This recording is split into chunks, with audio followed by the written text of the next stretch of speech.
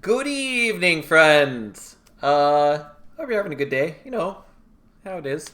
We're playing Monster Train. Who would have guessed? It's like, that's what we're doing these days. We're gonna jump into it. We're gonna play random. It's pretty straightforward. Though thanks for subscribing again, Fury, as I just saw your message. I appreciate you being here all the time, and I greatly appreciate anyone who subscribes. It really does mean a lot to me. So we've got Queen. Interesting start. Multi-imp is a decent imp. Not my favorite imp. Though it does give us backline access at the beginning, as long as we draw it on the right turns, which is the kicker. But I do like it. Mollusk Mage is interesting. And the Inferno, I am sort of excited about. We might just live an Inferno-based lifestyle. Hell's Banners is good. Capricious Reflection is the worst thing I've ever seen. And we're going to take Imperialist.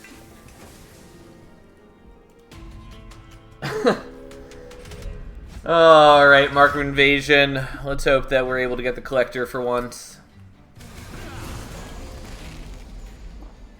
Okay, so how do I want to do this?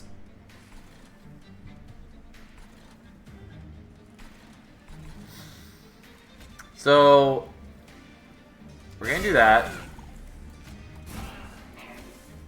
And then we kill all of those. We're going to kill all of those. And then we're going to kill the backliner there. The problem is that if the collector spawns here, I still can't kill it. Unless we draw the Inferno. Hello, King Steamed. How you doing? Regardless, this worked out, although these guys do scare me, and I don't have any other way to get to them now.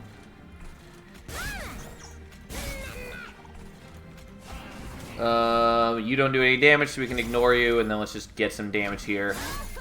And then try to get to a point where we can kill these guys before they hurt Queen. I did forget that I have Mollusk Mages already.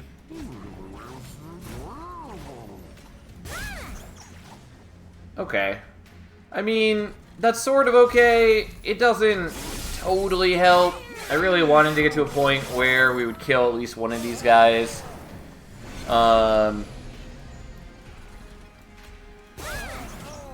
But this does work out okay. Because I drew the Inferno on this turn, which I wasn't expecting to do, but I'll take it. Good morning, I was just watching the yesterday stream and replay. Well, glad to have you here. Good morning to you as well.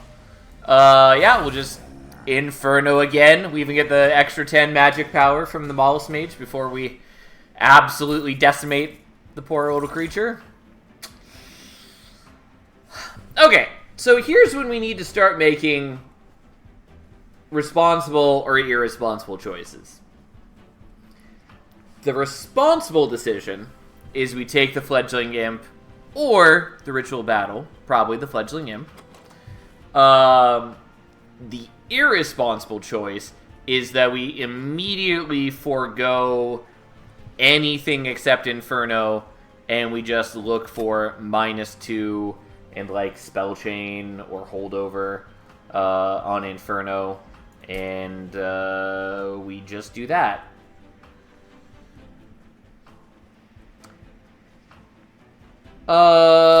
We should probably still pick up the Fledgling Imp.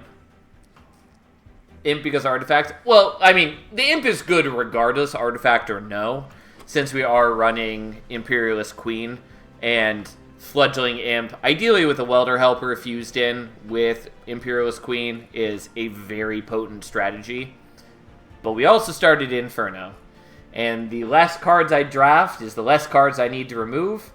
And the problem is that I think with, 200, 300 shards, I think the Inferno strategy is not going to be enough. But you know what?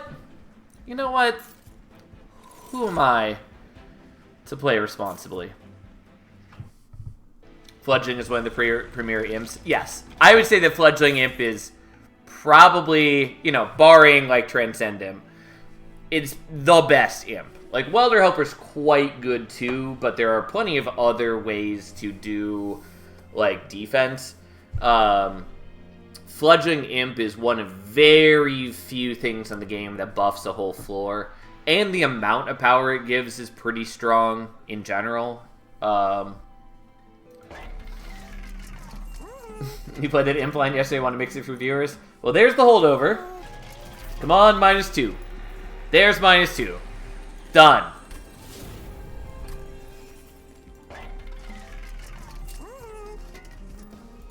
Easy.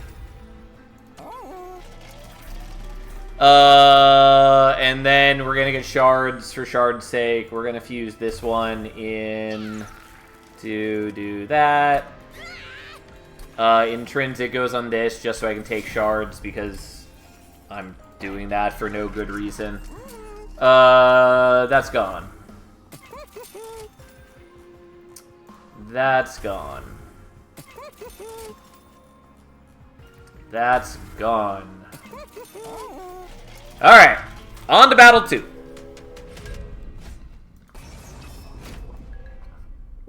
Again, the problem is that even with the Inferno, it's not actually enough to win fights for me yet. Like, it is not a perfect plan. We're doing that so we can avoid the Ember Drain, if that wasn't clear. And unfortunately, the Mollusk Mage doesn't do anything for us except with the Inferno, and it does die whenever we play the Inferno, which is not ideal.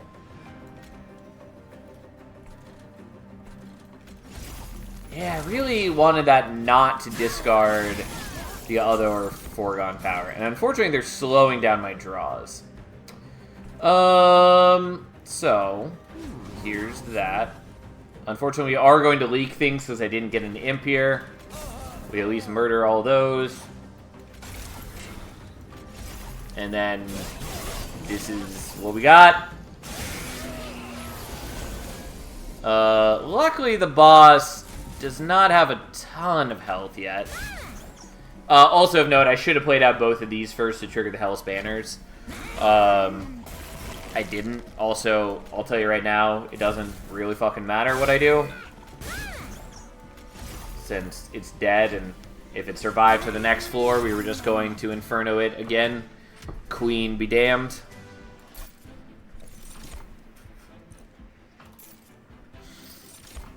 I'll take an offering token. It's not really necessary, but here we are. The problem is I really need to dupe my thing. So what is the plan? The plan is play irresponsibly and eventually lose. I'll be quite clear about that.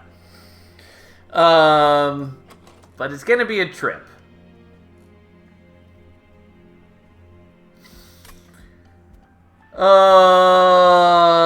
Okay. Do I want to go here? I kind of just want to go here.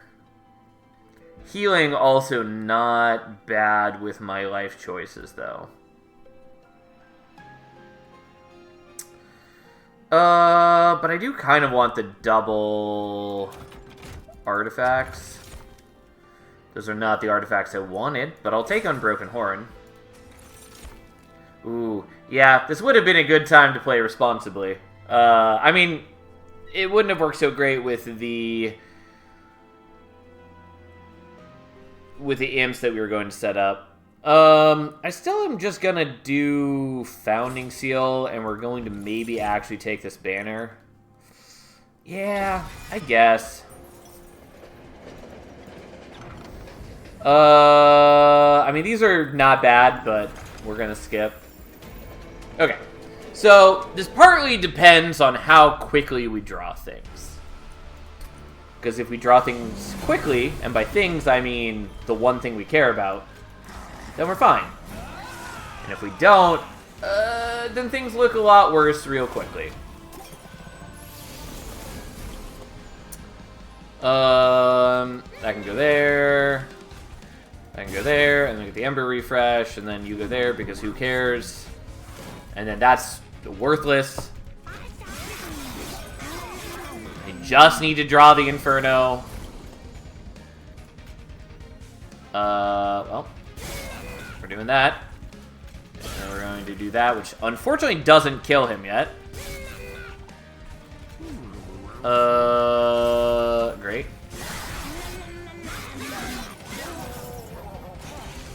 Okay. There we go. And we got an imp, which is important, because then we can kill these guys without having to do the inferno there, which is great. Unfortunately, Talos pushed them around. Whatever, so be it. Okay, I'm not actually sure I can afford to be doing that on non-Talos floors.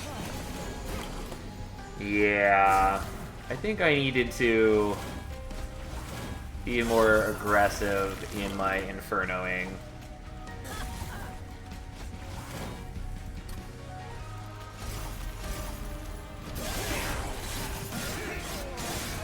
And by think, I mean, I know for a fact I need to be more aggressive on the infernoing.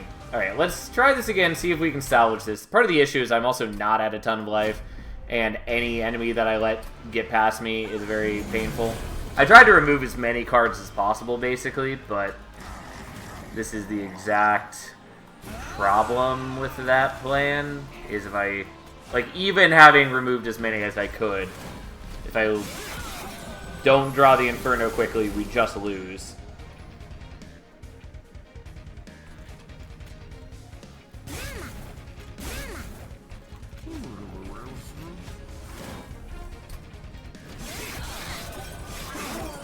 Okay, well, so be it. And once again, we just don't have the things we need.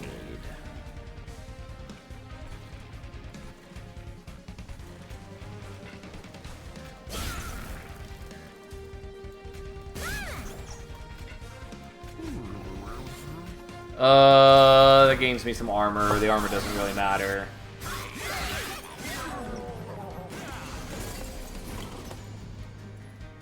Okay. So that can go there. You get tossed. That happens. Give you some frostbite.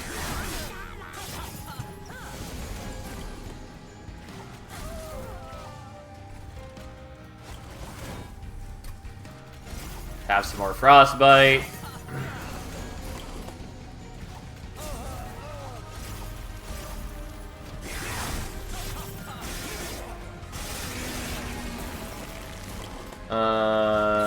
Please die. No, I really needed that to not be that way. Okay. And then she dies to the frostbite. We made it past Talos. Our first major blockade has been triumphed. And then we're taking draw. Alright. I don't hate that this is with the healing and the unstable vortex, by the way.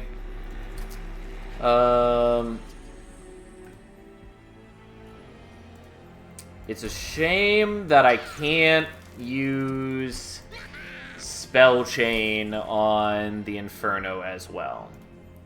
I can do this, though. And I guess that, I don't know, that wasn't really worth it, but I've already committed to taking an unhealthy amount of shards and playing an unhealthy game plan, and so who am I to do anything else? I really need to visit more shops so I can get rid of more things. But we at least have 2 Infernos now, which makes a big difference. We're still very contingent upon drawing things fast enough. But hey, here we go. No, we'll play it that way. And we're all set now.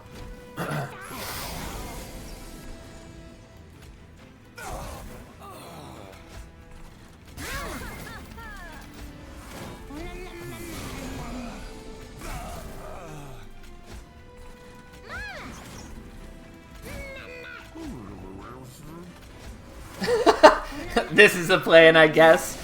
Yeah. Yeah, it is technically a plan. It could be categorized as such.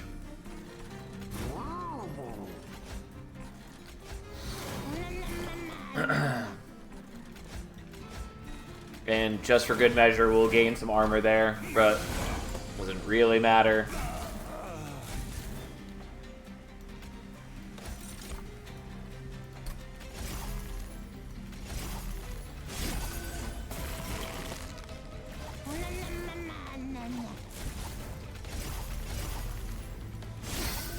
The problem is that he does heal a fair bit, and my Infernos only do so much. But I was pretty sure that I could draw into another Inferno. Fuck. Well. That's not good. Unfortunately, because he gets the extra attack, he does 75 damage to me. I might have been able to salvage that. I mean, mostly it's just, I shouldn't have taken so many shards. It's fine. I was okay with losing that run. But it would have been nice to have made it through. It really just, at that point, was just keep taking, you know, Inferno dupes wherever we can. The problem is that when you have that many shards, the bosses have a lot of HP already. If we were playing it more seriously and keeping the shards lower, it would have worked out. Because we were only, you know, on that battle, 40 damage away from the kill.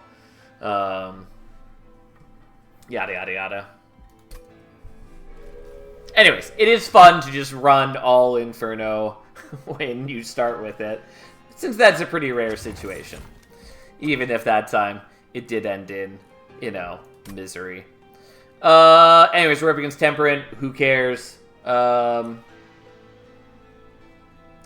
don't really care about Unbroken Horn, but it can be nice. It can be nice. I mean, Faulty Loader's okay. It's actually pretty good at high shards, because it gives you more setup time. Like, the melee weakness does make a big difference. You know, if your scaling isn't fully quick and sufficient. And the daze is helpful. I think we'll take that. I do like Unbroken Horn, though. Well, that's not entirely true. I don't really care about Unbroken Horn. I like it in an okay amount, specifically right here. Just because there are situations where, I don't know, doesn't really matter. We're taking Faulty Loader. Okay. That's a much more interesting selection. I'm going to tell you right now, we're almost certainly taking Hardened Hull. But the others are good too. First Hell Pact is not great in this combo, just because the only 2 X spells... I'm sorry, the only 3 X spells. There's Vent, which is a good spell, but it basically gets no value out of Hell Pact. It's like 9 extra damage or something. I'm sorry, 6 extra damage, because it's 2 damage per Ember, which is largely fuck all. And then there's Spike the Hellhorned, which is such a terrible card. And then there's Wormkin Spike, which is good. It's quite good. But it's not worth taking Hell Pact here when we don't know if we're going to see it. So, take Hardened Hull. Can always pray for Rail Spike. I assume you mean from the event specifically and get like Awoken Rail Spike. In which case, yeah, that's an option that could be taken. Anyways, we're doing Martial Lord. I've been trying to avoid Martial Lord a bit recently just because I do play it a lot. But it is also fun, and also we have Hardened Hull, so it does seem like the correct choice.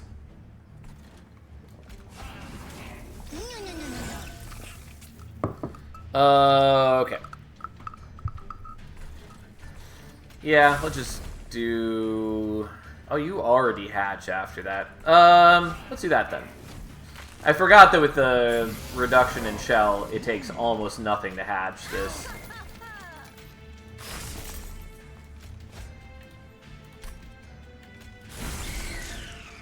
I forgot that that was going to hatch from the consume.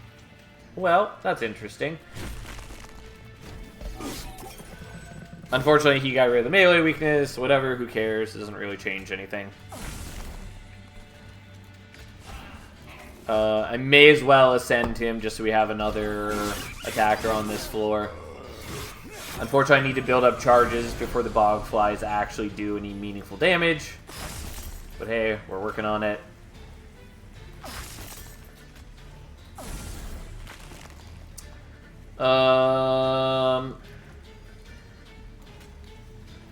Yeah, that's annoying.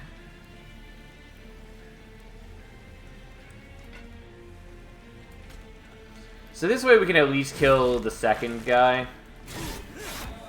Overstack eggs. Maybe.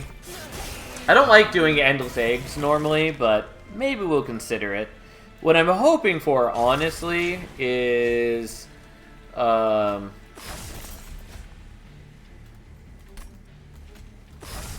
whatever, that's fine. I just want to get my charges up and separate that guy. What I'm hoping for is to get... Bogworm, because who doesn't like a big, beautiful bogworm?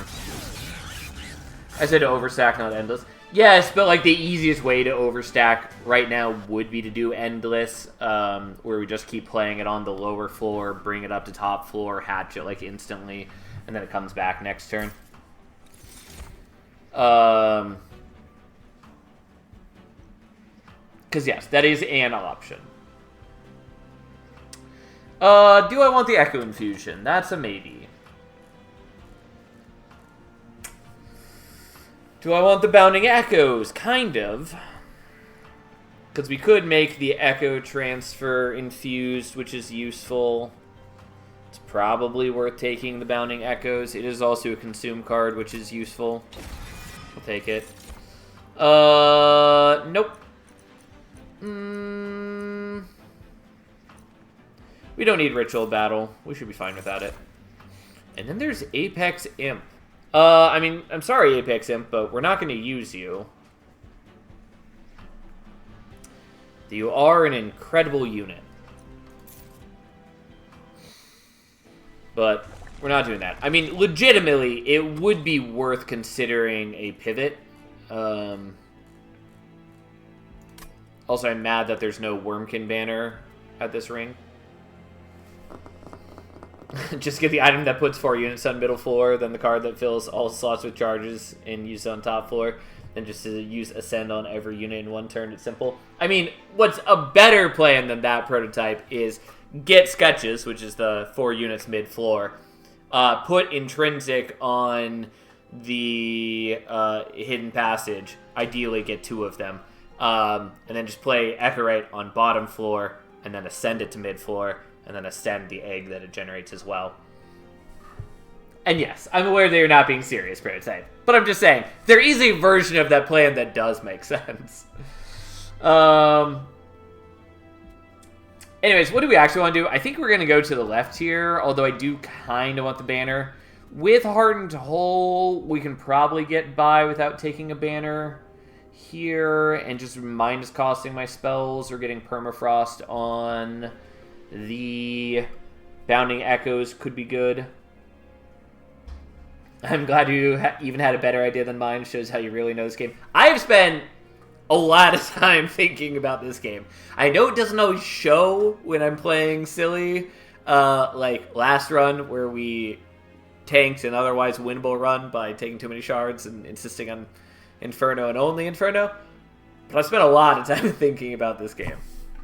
I mean, I like thinking about games and analyzing games in general.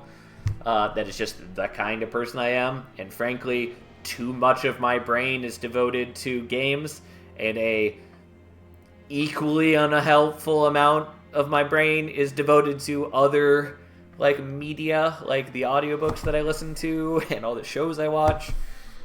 But anyways, point is, I like thinking about games. Also, yeah, I would happily take Sketches if it were offered right here. Anyways, I think we're going to the left here. I've talked myself into it. I don't know. We're doing that. Refracting lenses is kind of cute. Advanced Prototype is useful right now. And Worn Grindstone is not bad currently. Not amazing long term. Also, I should have looked at the shop. I didn't, like an irresponsible person. I think we're going to take refracting lenses, actually. Partly because we have the return soul.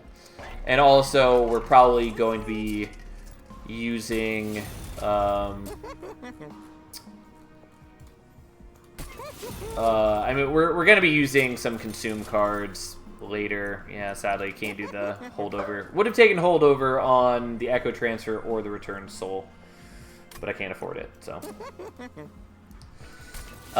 Anyways, we're going to be using consume cards later with Bog Deep, since even if we don't naturally see the unit, Martial Lord at rank 3 generates a Bogworm. So we're going to be using consume cards at some point, no matter what. You're dead. You're also dead. And this is going to look weird, but what we're going to do is that. So that we don't have all of these guys on top floor at the same time. I'm definitely getting that. Consequences be damned. Yeah, this isn't ideal.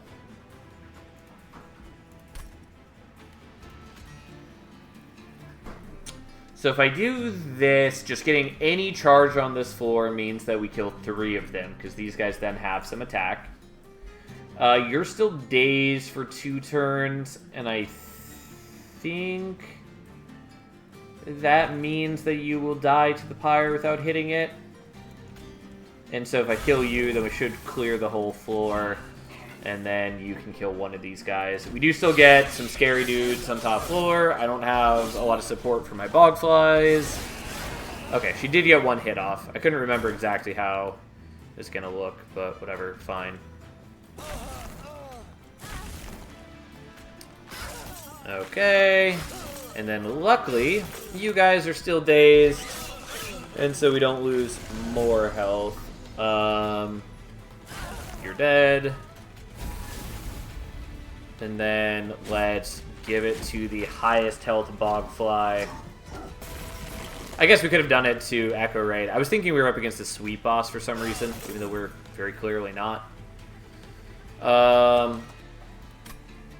Unfortunately,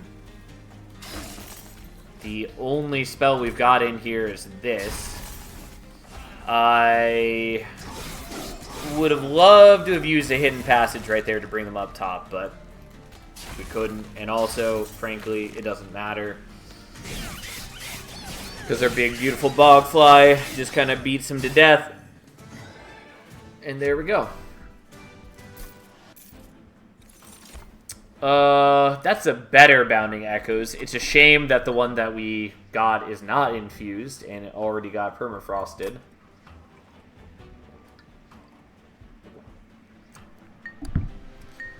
I think we're taking Shelter here. Yeah, I'm taking Shelter here.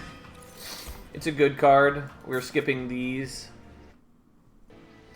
I really wish these were on the same side. Especially because there's not a Merchant of Steel here. But I really need a banner unit. I guess we take Winged Indulgence, even though it's pretty underwhelming. Alright, give me Bog Deep Cocoon. No, but it's a Bog Chrysalis. There we go.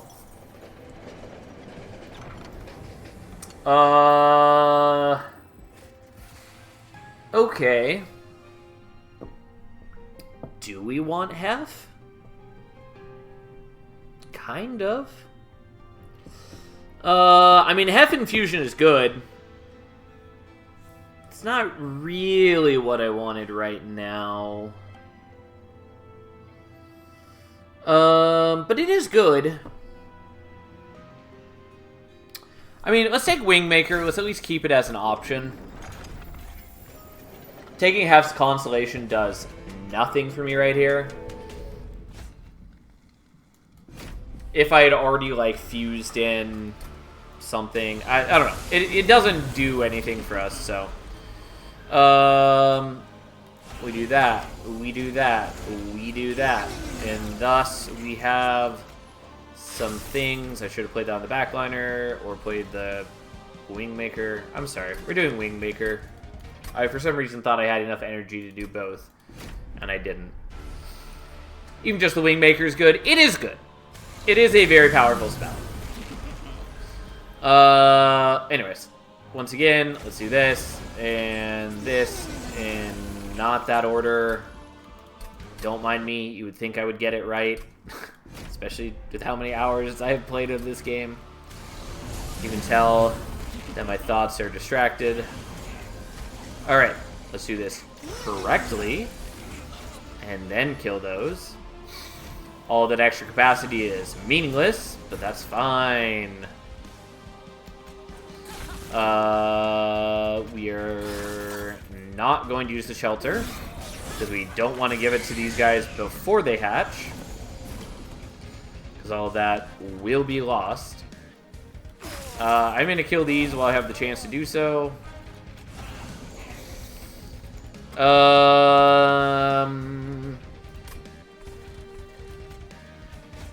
And then I guess we're going to sack a torch so we can do this.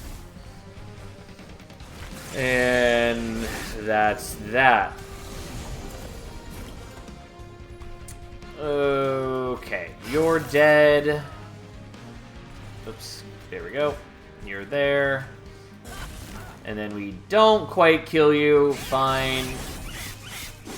It would have been a kill if I had... Well, two things. One, if I hadn't killed the haste dude. Or two, if this weren't Dazed Talos. But it is.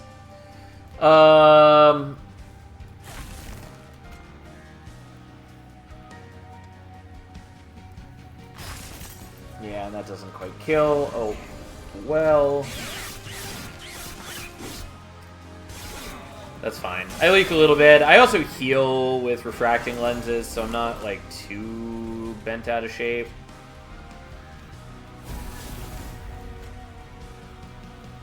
So you have 0 attack. So we don't actually need to kill you.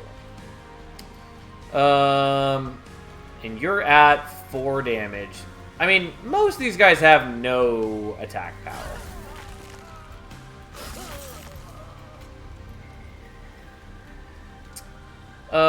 And I guess I'm going to do that there.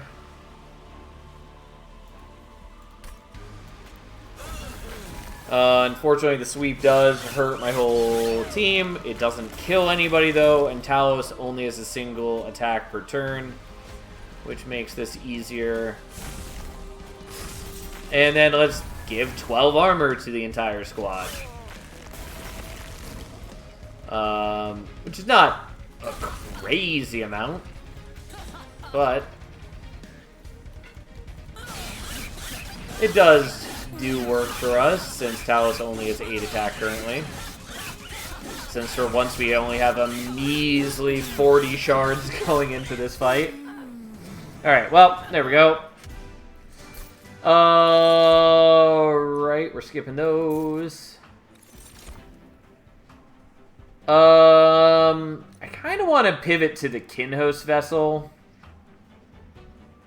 The problem is we also need a good infusion. I'm not, like, in love with the Keeper of Echoes infusion. It's fine. It's not amazing.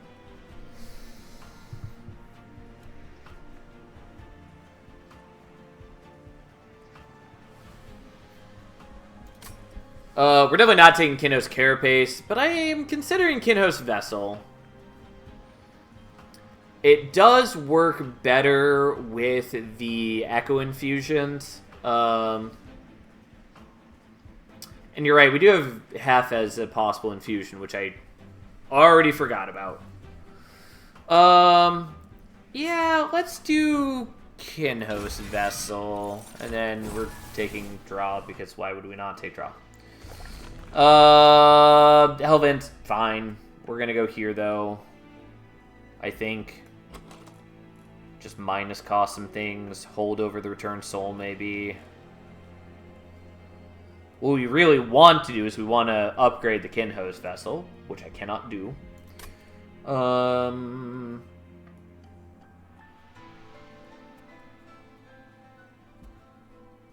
I don't know what I would dupe. Maybe the Echo Transfer, maybe the Wingmaker if we get some good upgrades on it. Shelter's fine.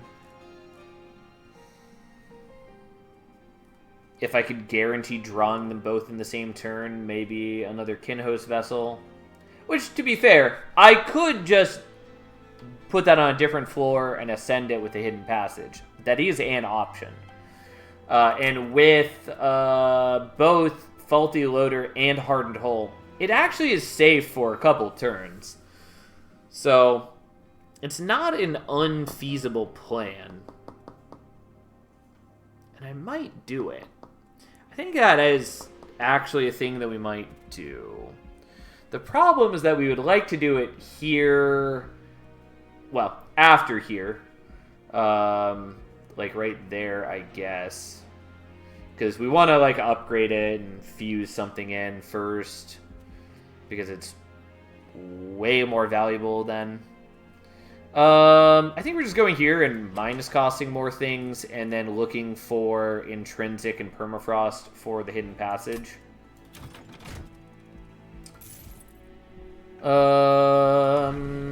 It's Martial Art 2. No need to think about it. Sadly, no intrinsic. I don't know. We don't even really need to purge something. I still might. I'll do that just... because we have Wingmaker, we may as well upgrade it. It really wants me to have the Apex Imp. We're not going to, but we could. There's the Permafrost, which we'll put here. And we'll hope that on one of these, like, 5 temples that we have intrinsic. Okay. Become a consume card, I guess. We don't, like, totally need that. Since we do have Return Soul. Also, I might want to remove Consume on the shelter. Jeebus, that's a lot of temples. Is a lot of temples. Another 6 months will go by until Sal's next sees Apex Imp again. Yeah, it has been quite a while since I last saw it. And I do feel bad that we're not playing it here. Because I do like it. It's a very good unit. This is not... Well, I was going to say, it's not the best clan combo. That's not entirely true. There are some very good things in this clan combo for it. Because Shardsteel Carver is a solid infusion for it. And you've got Shelter, which can be a pretty solid power increase to it. Like, there's some good things you can do in this clan. It's just that you don't have any, like, multi-strike infusion. And there's no... Well, there's technically in-clan trample in the form of Bogworm infusion, but that's unlikely. It is good.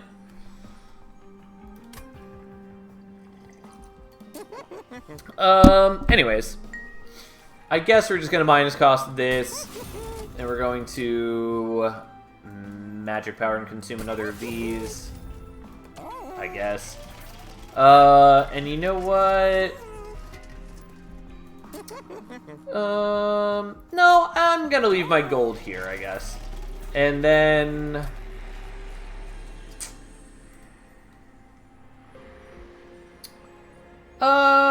we're gonna greed and do that and this and things and stuff.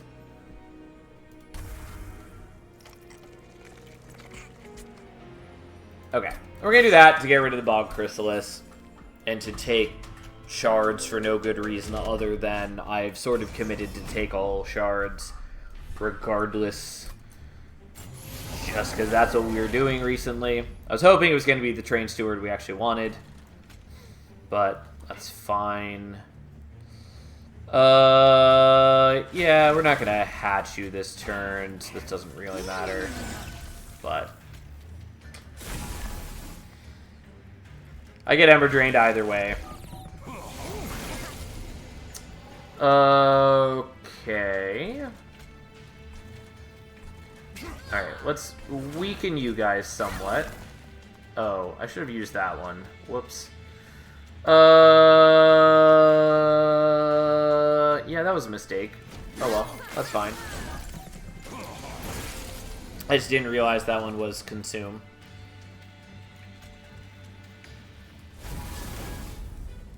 And then you don't quite hatch. Okay. Well.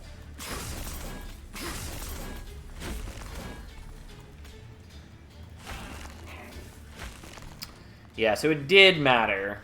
You know what? This bothers me enough that we're going to fix this just because it's a minor-ish thing. We can afford to take the damage, but also it was fully avoidable. And it does bother me to see it just not hatching on the turn it was supposed to hatch. Is Stygian one of the better combos for Apex Imp with the Incant Armor upgrades being a thing? Yeah. I mean, Stygian... Hellhorn Stygian is, in general, a good combo. They have a lot of good things going for them. But yes, Incant Armor is a good option. I mean, there's very few, like, bad combos for Apex Imp. But Stygian's good. Awoken is sort of good since it's got the Animus infusion. As long as you have, like, sufficient armor gain. Just being able to reliably-ish get multi-strike on the Apex Imp is pretty powerful. Sometimes you want to skip on the Animus infusion so you can do like a Steelworker infusion, because that can be quite useful. Umbra's not a good combo, and Remnant is not a good combo. Remnant just doesn't really do anything for Apex Imp. Unless you are relying on, like, a welder helper to buff it up that you are constantly reforming, but that's not ideal for a lot of reasons.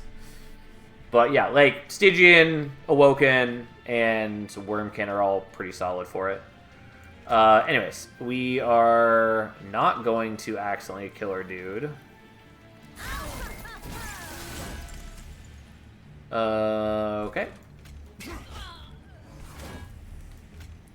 And we're just gonna do this, and then that as well. But yeah, Stygian Hellhorn is just very good in general, like I was saying. That's fine, we can do that, and then you can join us on the top floor, because why not?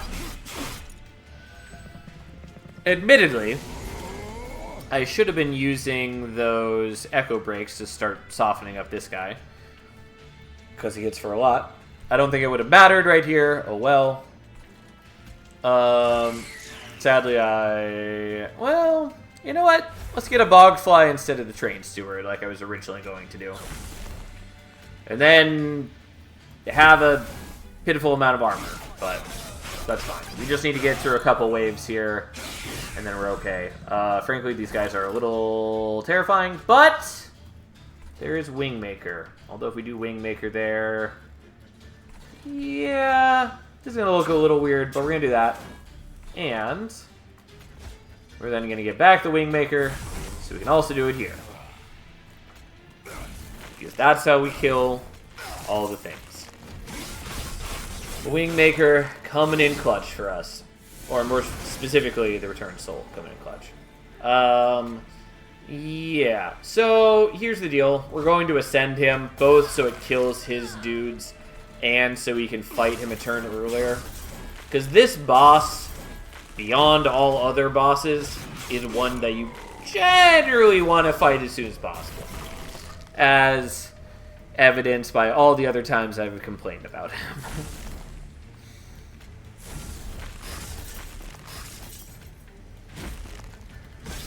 Just because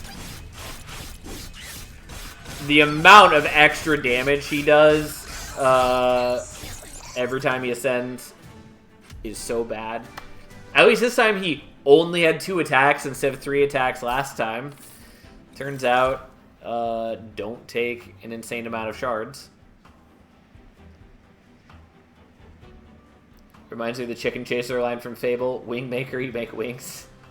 I have not played Fable. Just never got around to it. Although I do very much like Fable's the comic. Although that is completely unrelated other than a similar name. It's a good comic series, though, for the most part. It's a bit weird, because it does kind of go off the rails a little bit as the series advances. But there's a lot of volumes, and that tends to happen. It's still a very good series. I kind of want to take the accelerated incubation. We don't, like, really need it, and I already have other plans for intrinsic if we see it, but I'll still take it. And then we're going to skip these. Fable probably doesn't stand the test of time as far as RPGs go. Yeah, that would not surprise me if that's the case. I still have a couple friends who are very big fans of it. Like, one of them has a tattoo of, I think it's the logo. I honestly don't remember where specifically that image comes from, but he has a large Fable tattoo on his leg. Anyways, we're taking half. She's going to serve a noble purpose inside of an egg. We don't need the HP unless this event hurts us. Alright, I'm sorry, Hef. I would use you more often if you were not so difficult to get out. And I guess we're just gonna do this. We could also look for piercing, which is admittedly maybe better. But we're gonna do that instead. This could have been a sick Apex Imp run. Got the Transcend Imp, and I think I saw Welder too. I honestly don't remember if we saw Welder Helper or not. I guess I'm going to get rid of a torch just because I need something to put this on if I want to take all the shards. Wow, Hef died. I mean, I think Hef's a cool unit. It's just that, unfortunately, with the way that banner units work in this game, she's really hard to make work to a meaningful degree at High Covenant, High Shards. Because, like, again, she's a cool unit, but she's 3 capacity, 2 Ember, and she already comes with the slot filled, which is a shame. But, like, she makes extra capacity, but it takes multiple turns for that to happen, and you're not guaranteed to draw her turn 1 unless she's your only banner unit, and then there are other problems. Also, there's multiple champions where fitting a 3 cost or a 3 capacity unit is hard. Just a lot of hoops to jump through for not enough strength, unfortunately. We could endless the egg. I don't think I'm going to, but we could. That is the one upgrade we couldn't take.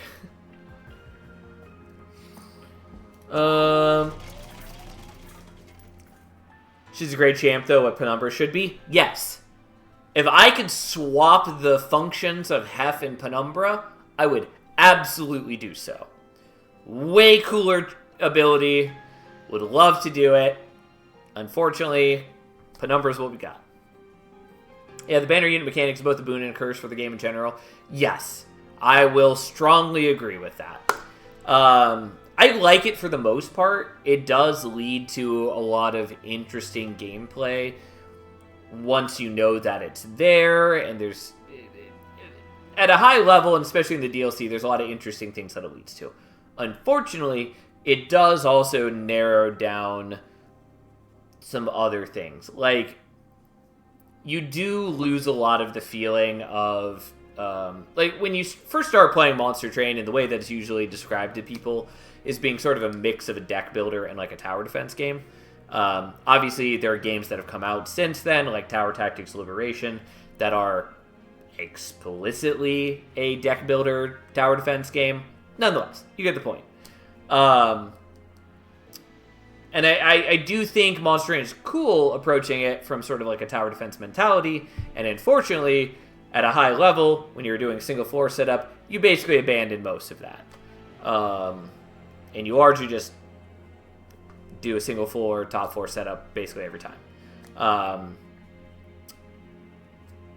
So if they do a Monster Train 2, I would love to see that change, but we'll see.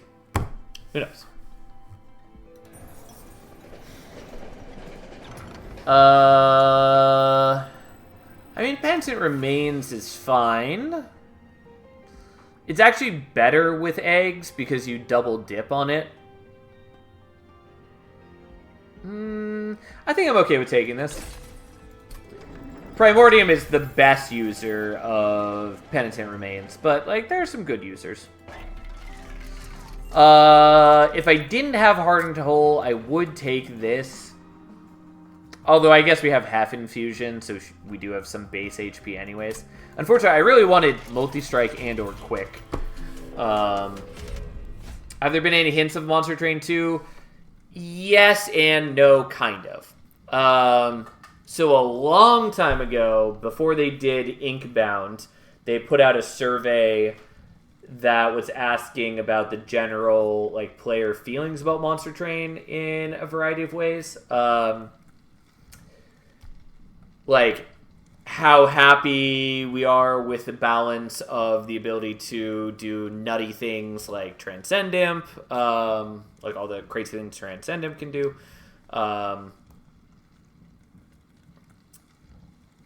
And, like, how much we would prefer to see those things, like, toned down in favor of, like, you know, tight balance.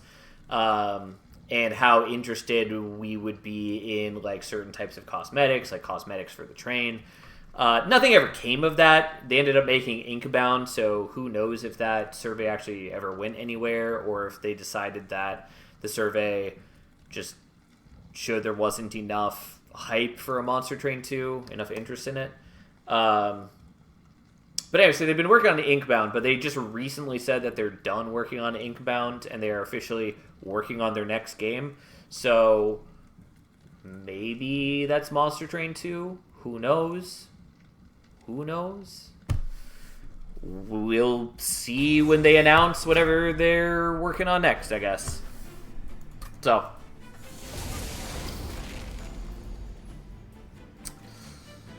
Alright, so we can not play a Train Steward now, because now this is too large.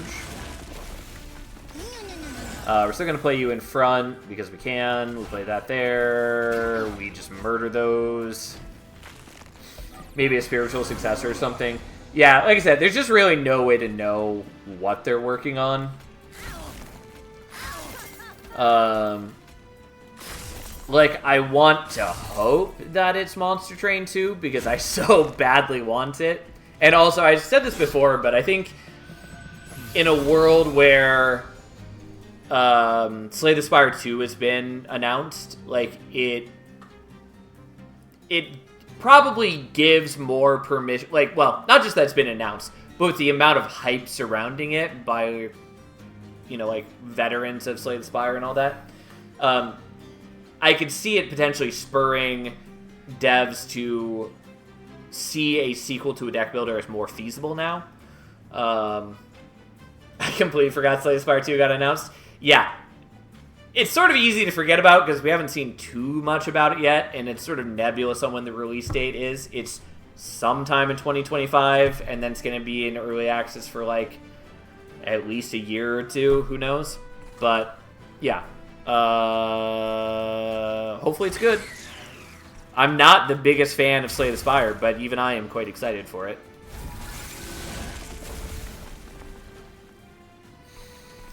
Yeah, let's just build up charges here. Assuming Slay the Spire 2 doesn't suffer the same fate as Darkest Dungeon 2. I want to be optimistic, but we'll see.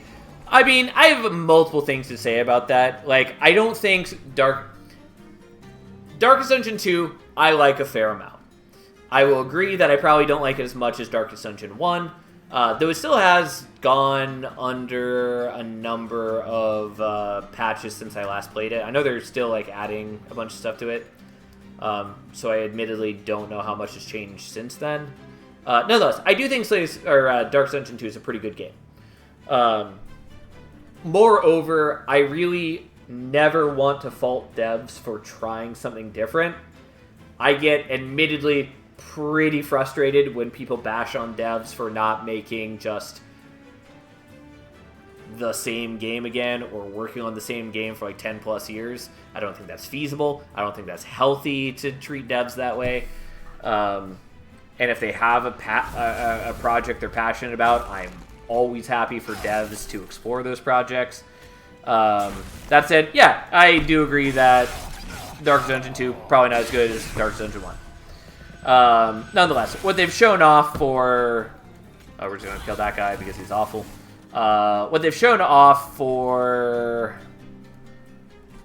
Oh, you have a lot of rage because you killed my dudes and I wasn't taking that into account, which is a pain. Oh well, fine. Whatever, fine. We'll just play that there. Anyway, what they've shown off for Slay the Spire 2 so far looks cool. My biggest concern for it is just that I hope they are meaningfully changing a lot of cards. I know there are plenty of people who want to see the exact same card pool for all the characters and just, like, new enemies, and I think that is an incredibly boring option. Like, I'd still play the game, and I'd still have a fun time with it, but I want to see new cards improving on their themes and mechanics and all that. Also, this is a way worse fight than I thought it was going to be. But there we go. Now that we have armor, it buys us the extra round of damage that we need. New animations look neat. Yes. Everything they showed off in the new trailer is very cool. And I'm very excited to see what the new character does, since I think that will be cool. And again, like, that's an example of, like, building upon Slay the Spire 1. Like, no character in Slay the Spire 1 has a pet mechanic, like the Lich's hand. So I'm really curious to see what that does.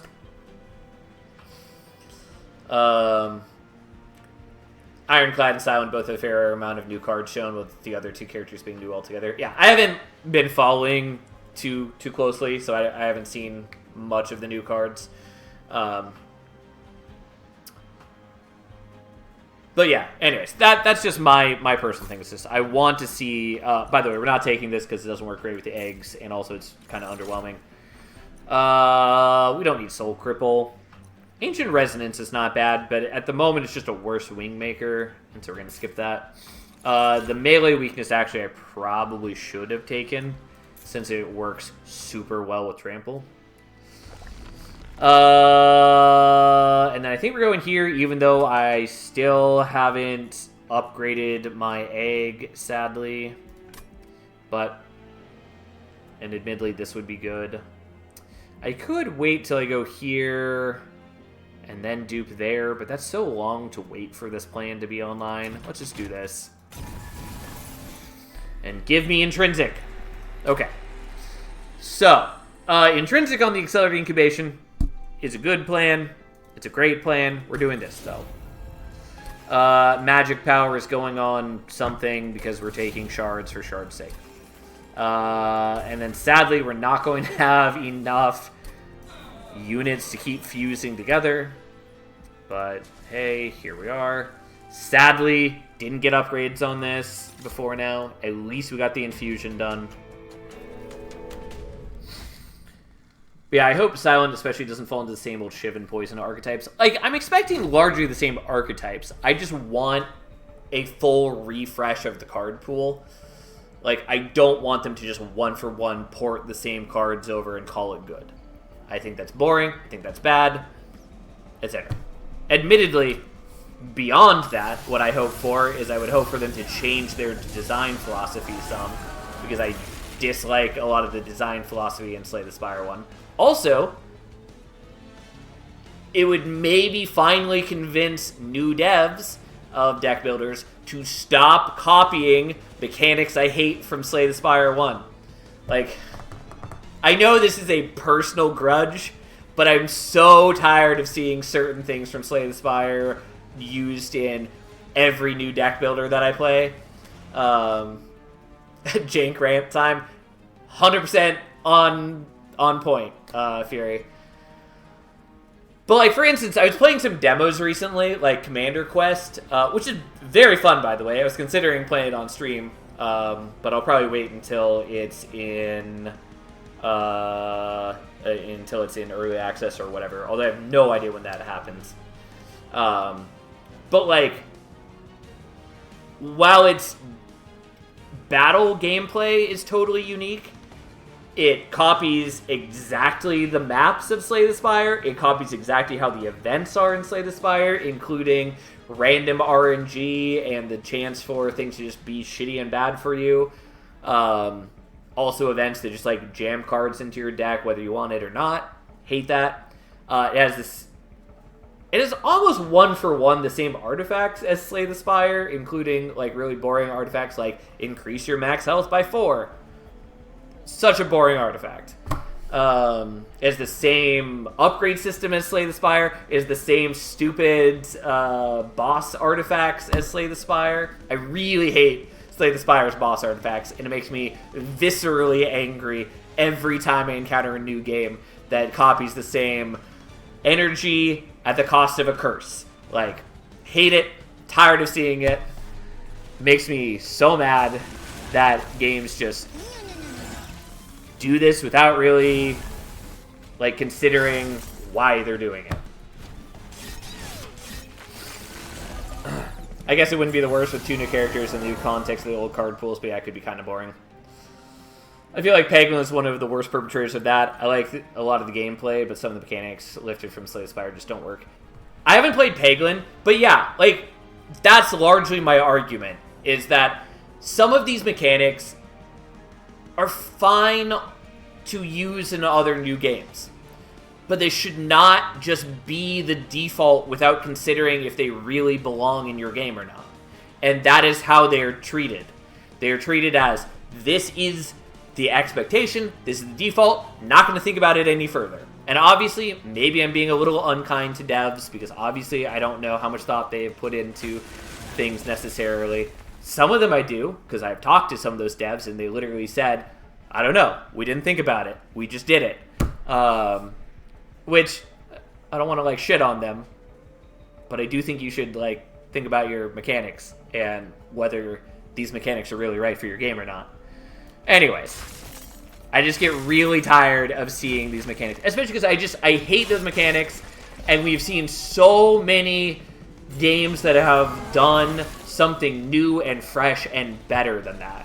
Like, Vault of the Void uses a completely different map system. So does Knock on the Coffin Lid. So do other things like Roguebook and Arcanium. We've seen plenty of games that ditch the Slay the Spire, get energy into curse mechanic. Like, Vault of the Void just uses a totally different energy system altogether. Monster Train gives you the ability to increase draw or capacity or ember, and there's good reasons to pick those. Like, there are lots of good ways you can build cool mechanics around these things, and so it drives me crazy to have people just not even consider those. Anyways, not that you need to hear me rant about this for another, like, 3 hours, but I have strong opinions, and I think rightfully so.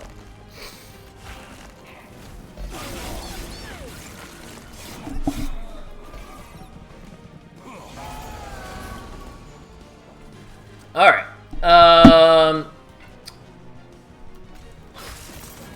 And then we can actually kill that guy before he gets to attack. We would have survived regardless, but we cut out a lot of incoming damage that way. And thus our big bad beetles do a fair bit of damage.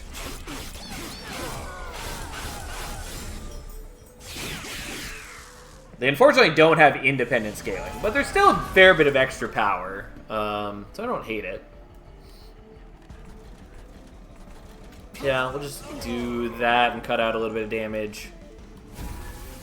This is going to look a little silly, but we're going to do that. So then this can give off a lot more armor to the whole team. It's still not crazy impressive because we haven't, like, double stacked it or anything. But it is good. And then we're able to do a decent amount of damage in Reap, since each of these guys applies Reap. And they just hit, fell, since we have Trample.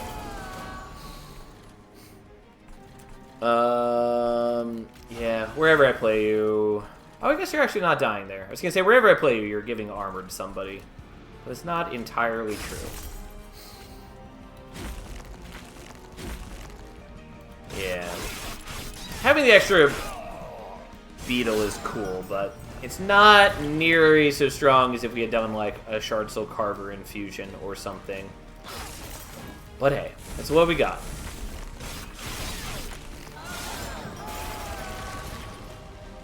Anyways, nonetheless, I am excited for Slay the Spire 2. And I hope that Monster Train 2 is being worked on.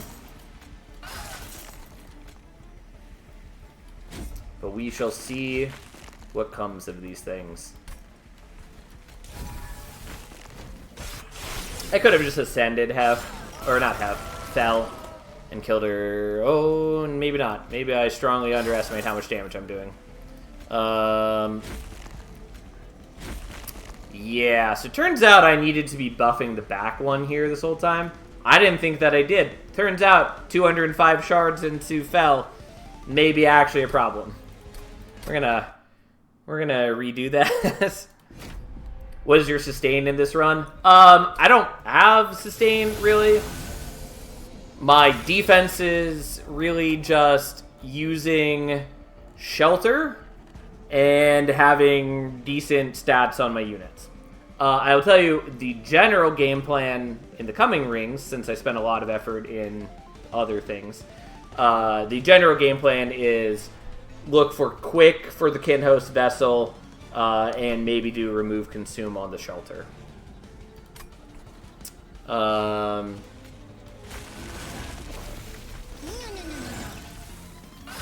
Also, once we get to Martial Art 3, the Bog Worm will be gaining HP and attack every time we can consume things. You're still running on Rant Adrenaline? You're not wrong! It is a topic for which I am most passionate. And we're going to buff the back one this time, because I think that's all we need to win. I don't have the play numbers to back it up, but I feel like Slay the Spire has been more popular than a lot of those games overall, and does say it's a universally better design, but it still stands as a standard reference for the genre. Yes, I agree that that's true. I don't think there's as much correlation there as... I don't think there's as much correlation there between its popularity and its quality as people make it out to be. Because... yes, people parrot all the time that Slay the Spire is perfect balance. Slay the Spire is a game 1 in a million. I don't think it's as good and as exceptional as people make it out to be. Slay the Spire certainly did a number of things well, but I think largely it is as popular as it is just based on the fact that it came out before a lot of other games, and it popularized the genre, and it just is running on the momentum of name recognition. Because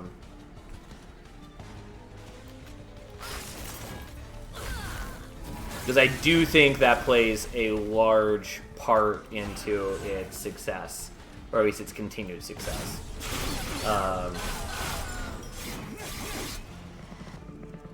Again, like, I totally get why people like Slay the Spire, and not to say that it's a bad game and not worth liking, yada yada yada. I should have used these first, and I totally spaced out, because I could have shot the guys instead of shooting my own dude. Oh well, here we are.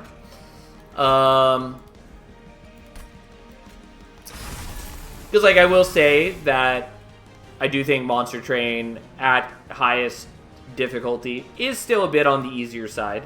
I am forgiving of that because it does so many other things well and has such good build diversity, even at a high Covenant, high Shards, which is something that I think Slay the Spire lacks in, as well as some other games. But I maintain largely that there's so many deck builders out there that basically everyone, if they look for it, can find a game that appeals to them more than Slay the Spire does. Like, games in the genre have built upon the bones of Slay the Spire in so many cool, unique ways that there are just so many more enjoyable, fun experiences out there than Slay the Spire, for the most part. I know there are going to be people who strongly disagree with me on that. But I think people just largely don't give those games a chance because they don't know they exist or haven't thought to try them out. The modding community is also helping a lot with the fame, I feel. Yes, that is also true. And again, that is also a sort of self-perpetuating situation. Like, the mods don't matter to me in the slightest. But I do know that they matter a lot to a lot of people. Again, totally understandable. I get why that is the case. And yes, I do think that that helps with the appeal of Slay the Spire long term. Since, like, for instance, Monster Train is a harder game to mod, definitely does not have as good of a modding scene. Not even close to it. Please die, Fel.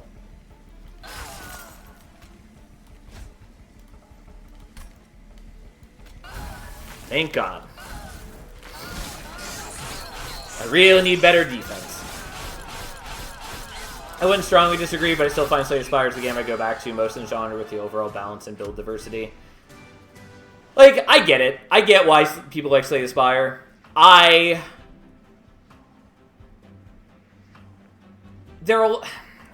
to turn this into a 3-hour rant about Slay the Spire.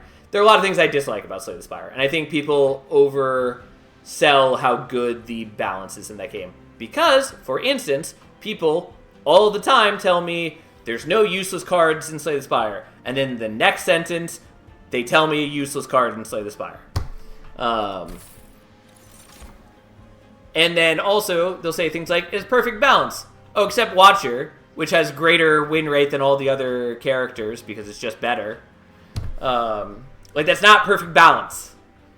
You can say you like the difficulty of Slay the Spire, and you can say you like the balance of Slay the Spire, but it's not perfect. And that drives me crazy to hear people say those things and then contradict themselves in the next sentence.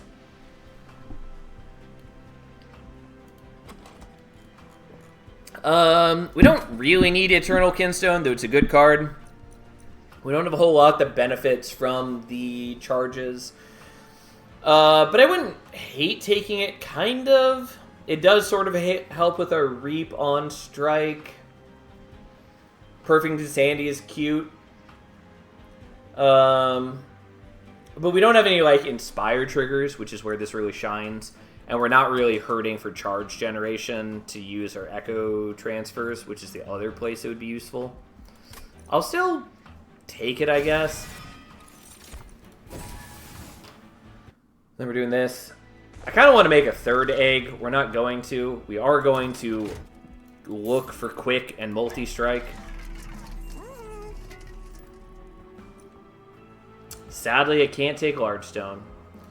I can sort of do this on one of these. I don't love it, though.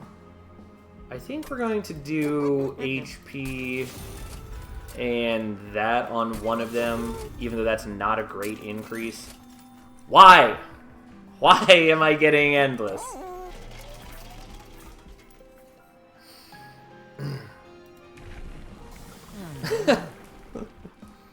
I read it, Tiny. I just didn't read it aloud.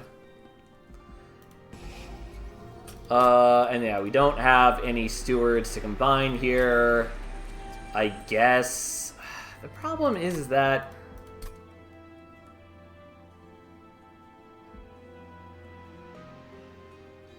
I want to go here for the dupe and the Merchant of Magic, but I also want to look for upgrades to my things. Especially because at this point, like, I really do kind of need the quick.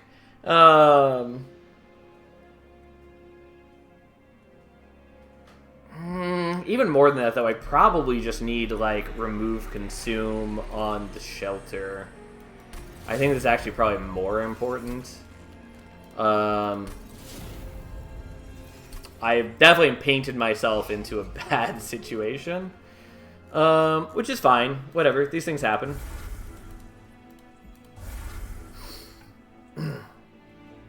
I like the balance outside Watcher. Well, Watcher is a fun sometimes food when just wanting to steamroll things.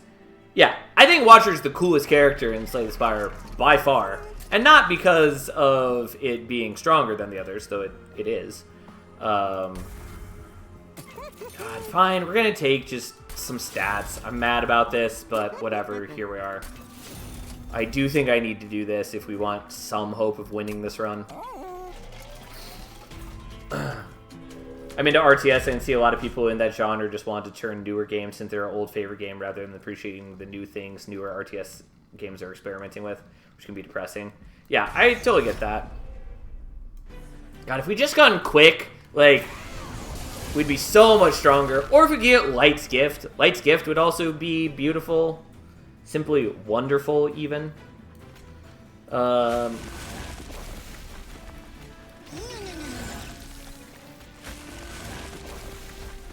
At least we have our big bad bogworm now.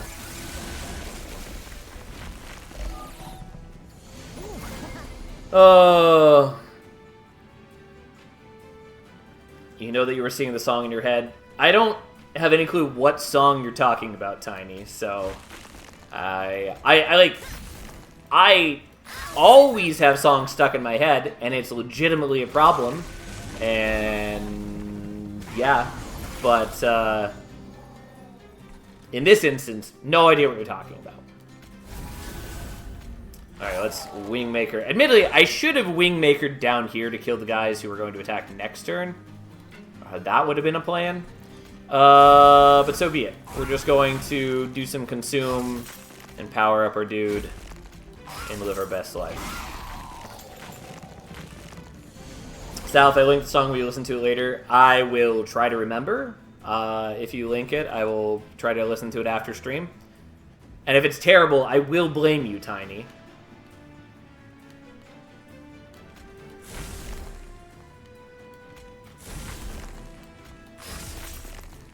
Okay, so let's get back a torch. And let's consume that there torch. And then we do the shelter before we eat some charges. And there we go.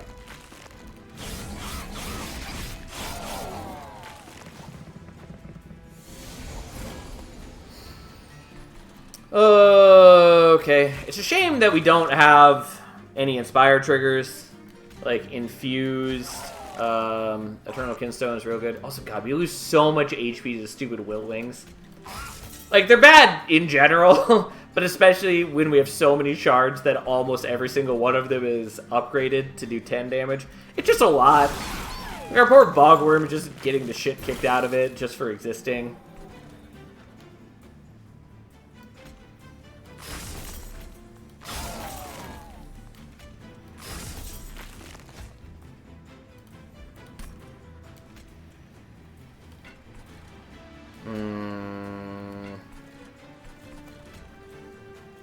Yeah, that does not do enough damage because I forgot that you were getting extra HP.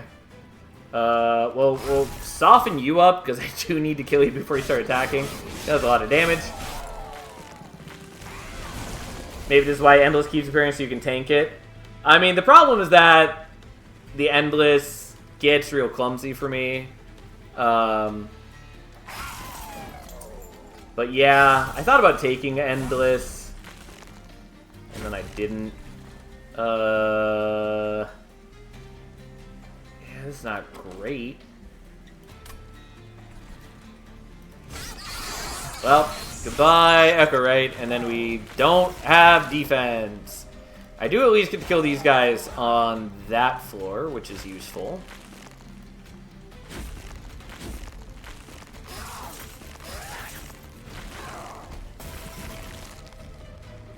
Yeah, this does not surprise me that this is the situation we're in. Since I have what we in the biz affectionately call zero defense. Also should have been a different order. Yeah, I'm just gonna let this kill me. I don't think there's a way that we salvage this. Like, I just don't have the defense that I need. Again, Quick would have made a huge difference. I really was banking on seeing the Quick, and we didn't. And we didn't. Like, if I had spent more time going to the Merchants of Magic, I could have set up the shelter, at least as a sort of plan. Also, if I just didn't have an insane amount of shards for no reason, turns out that would help. That's not what we're doing with our runs, though. Boss damage on high shards is nuts. Yes, it's not usually too bad for the later bosses. Like, it's still gonna be a problem, especially when Divinity is hitting you for like 25 damage a turn, as opposed to its 7 base damage. 25 damage a turn is a big deal, by the way. But like, the early bosses get really rough at high shards. They're the ones that are usually a problem. Like, especially the guy who gets stronger every floor he ascends, getting up to 2 attacks and then 3 attacks is just so bad. And then, like, Self-Made Harpy pumping out 80 damage around is also very bad. Yeah, it's rough. Turns out, shouldn't neglect defense. Okay, so we got Penumbra. Not great. Also, it'd be good if we could, like, win a run tonight.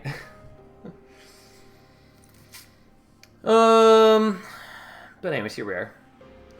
Sometimes greedy plays lead to greedy deaths. I'm pretty confident we're taking Lost Luggage. Jack Strips is good, though. Like, it is hard to undersell how useful Jack Strips is as an early pickup. Especially when we have no backline access. No, we have the vent. I do think we're actually taking Jack Strips. Lost Luggage is very good, though.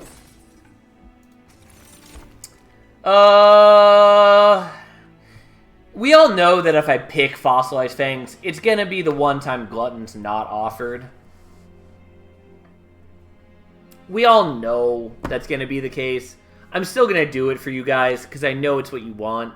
Light Stone Casing is the better choice here. But we'll do this. Okay, at least there's Glutton. That's something.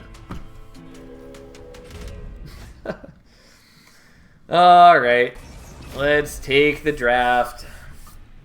I'm always greedy for the 3rd slot. Admittedly, there's a lot of times where taking Lightstone Casing or Pyrostone Housing isn't that valuable for you because you end up not utilizing the 3rd slot very well or at all. But I do like having it as an option, and especially taking it early gives you more tools to plan around. Like, you don't have to rely as much on seeing, like, a -2.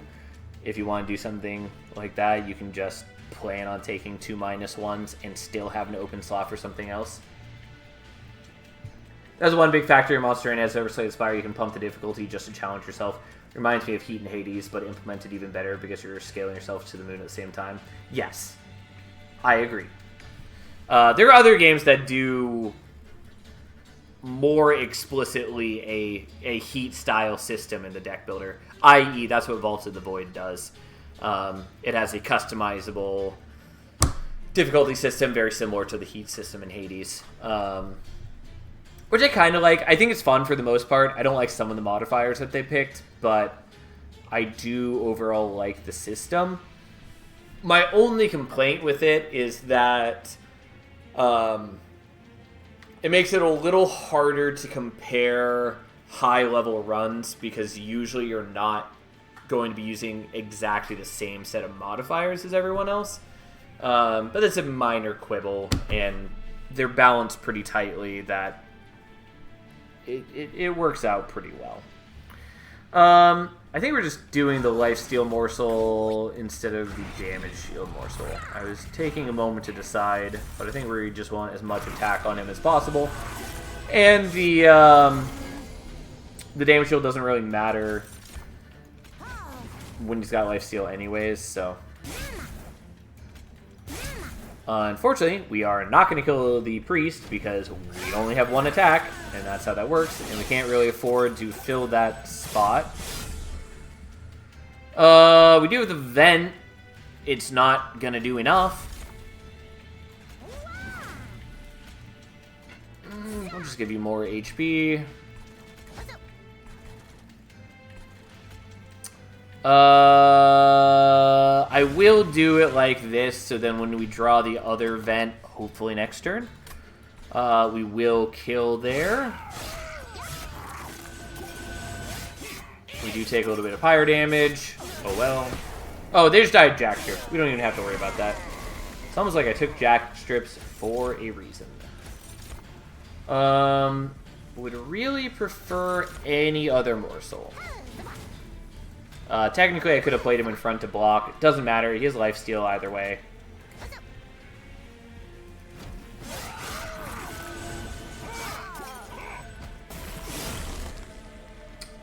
I mean, that doesn't really matter. I mean, we've got this already. Like, Penumbra is going to murder his ass.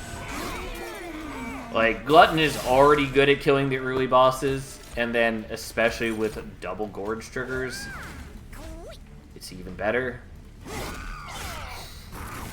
Come on down, Morsel Maid. I mean, what I want is I want Trample.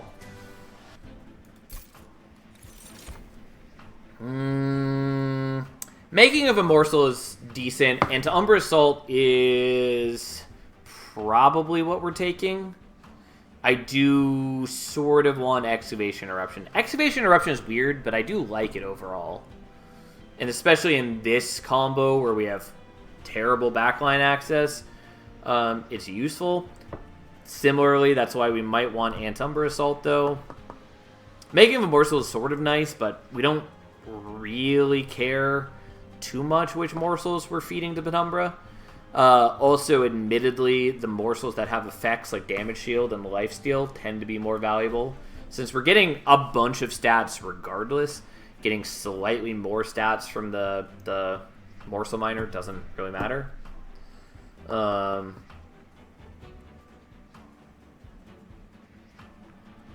I would go in on making a Morsel, because if you're getting Piercing plus 30, it's going on Vent, isn't it? That's a fair point. I already did forget that we have Vent. I keep forgetting that we have Vent. Still don't know if I care about making a Morsel. You know what? We're going to do this, even though I shouldn't. Assault can also turn a bad morsel into 2 bad morsels. Also true. We're going to skip these. We're...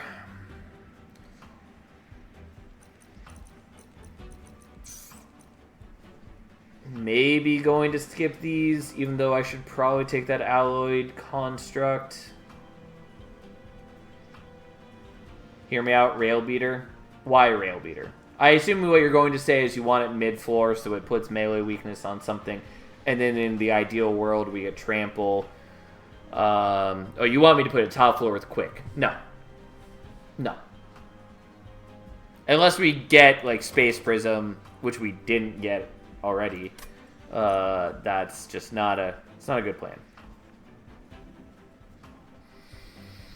I think we probably should take the Alloyed Construct, even though I really don't want to take it.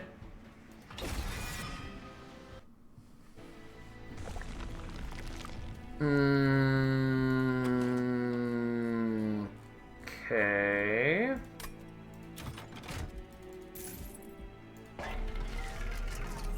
I never said good plan, just so you hear me out. Fair enough. Alright, that's gonna go on event.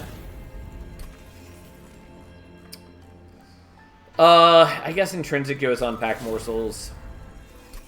It's not a bad start for us. And then we're going to minus cost, I guess, just some Shade Splitters. I should have taken that Magic Power, probably. I'm going to commit to this. We all know that I should just not be committing to a Morsel plan. But here we are. If we get Trample, and ideally if we also get... by the way, the spikes might be a problem for us. They're a lot less an issue with the Jack Strips.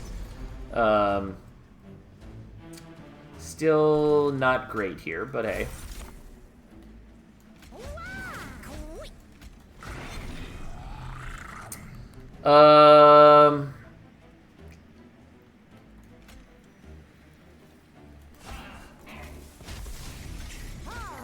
Yeah, that's not good.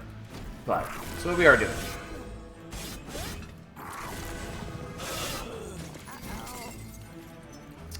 I did that, by the way, just because we have very limited options on other things. Yeah, this didn't go terribly well, and I am going to take some damage at this rate. Yeah, I really fucked up the ordering of this, by the way. I should have spent less Ember. Because I really wanted to play this Vent, but this is not the one that does damage with 0. Anyways, bad choices were made. Is there ever much justification for building around a middle row setup, or is the space reduction just too limiting? Yeah, there are reasons to do it, and it's mostly not the... it's mostly not the space reduction that's the problem. I don't want to play at the Imp lane, even though I do want to prevent losing the damage shield. Oh, but I have the Vent right here. Would have loved that last turn. Oh, well. Anyways. So yeah, there are good reasons to do a mid-floor setup. Mostly the biggest reason is to avoid Divinity Sweep, since that is a big problem for certain builds. Schedule of Salvation, also good reason, as you point out. And yeah, the reasons that we don't typically do a mid-floor setup is not so much the capacity. Sometimes that matters. But the bigger issue is that the multi-strike from Divinity can be very punishing. Sometimes that doesn't matter, but that can be a very good reason to avoid it. Because especially at high shards, when it's hitting for like 25 damage per hit, that's 50 damage around from just Divinity, which is very bad. Also, top floor gives you an extra turn before you deal with every wave of enemies, and that extra turn to like find your key cards, to set up your units, to just play out scaling things really does matter. Not to mention there's a couple good artifacts that affect top floor, namely Light's Gift, but also why am I blanking on the name of it? Mark of a Totem or whatever it is. The one that gives spell weakness to everything when they hit top floor. Not to mention you can also use like Siren Song top floor. There's just a lot of reasons to set up top floor.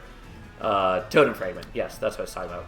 Root Split Mask is also okay, but not the main reason for doing that. Point is, there's a lot of things that like make sense for doing top floor rather than mid floor, but there are reasons to do mid floor if you need to. There's also some times when you want to do like a multi-floor setup, mainly with like Imperialist Queen, if you have some other setup top floor where you want like a full group of capacity. But anyways, there are some times to do it. I was really hoping to kill this guy because I really wanted to stop the haste. Unfortunately, we didn't. This has not been a good battle for us. We do kill the backliner thanks to that, and we do still get the kill. It just did not go as I had desired. These guys don't get to get eaten because they kill themselves on the spikes. But it still works out pretty okay. Alright. I mean, Perils is good. We're not going to use it here.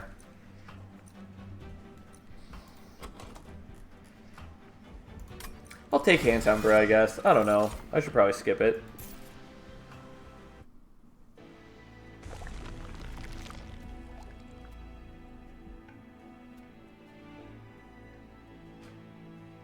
Also, I don't love that I did not use my Alloyed Construct at all, which is admittedly on me. Fine, we'll go here. I don't know what we're duping. I'm committing too hard to a bad plan.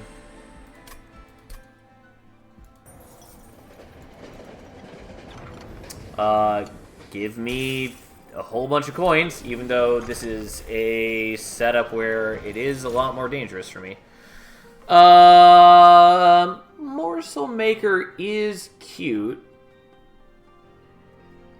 Thanks for your explanation. Thinking it might be time for Monster Train reset since I'm kind of burnt out on Balatro. Yeah, no worries. I love talking about this game. If you have questions on why I do things or my thoughts on anything, always happy to answer. Mind you, some of the things you see are also just playstyle preferences. There are people who play differently than me. For instance, most notably, there is a player on the Monster Train Discord who basically always, like, highly prioritizes removals, and so gets his deck down to, like, on average 9 cards. No, you can't ask me anything, Tiny. We know you can't be trusted. But, like, respectable humans can ask me anything. Anyways, some of these are playstyle preferences, but, like, yeah, I've spent a lot of time playing this game. I was just gonna ask why you take off the belt. What do you even mean by that, Tiny? Do I want the Morsel Maker? The problem is if we draw the Morsel Maker in the wrong order, it gets a lot worse. But I kind of want to put it with the Allied Construct. Oh.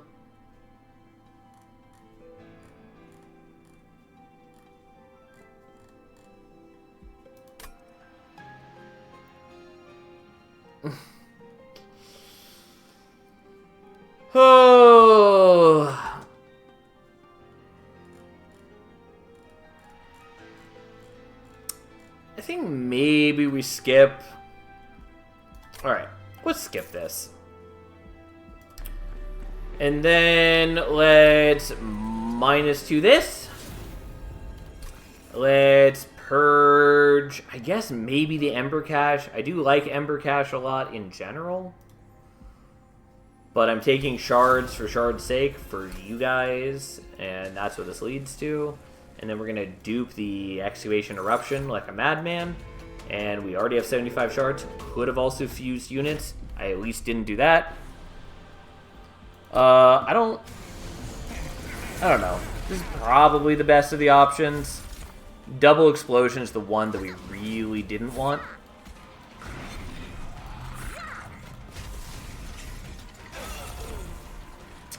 Okay.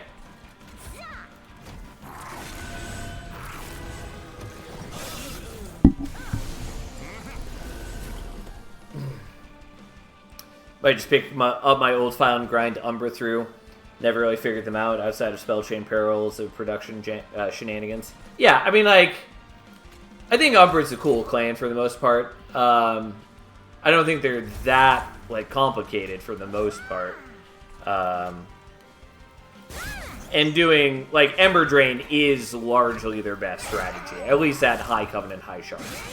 At lower Covenant, and especially lower Shards, morsels are plenty workable. It's just really at High Covenant do they tend to suffer by comparison. Okay. God, we're just in the spot where this doesn't work as well as I want it to.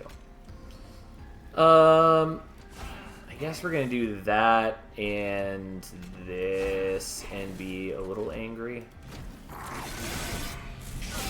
But, like, Umbra is capable of some really cool stuff. And they have a lot of great support spells, which people tend to overlook. I'll just thin out these jerks a little bit.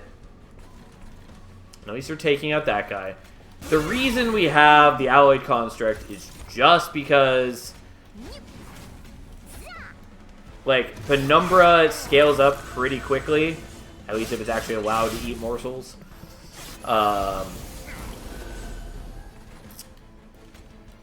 But we can only kill one thing with Penumbra. We need to be better than that. Well, I didn't really want to hit you with that, but fine. At least we can wipe those things out. I would have played them in the other order if I could have, but the vent eats all of our ember when we play it, so I didn't really have an option.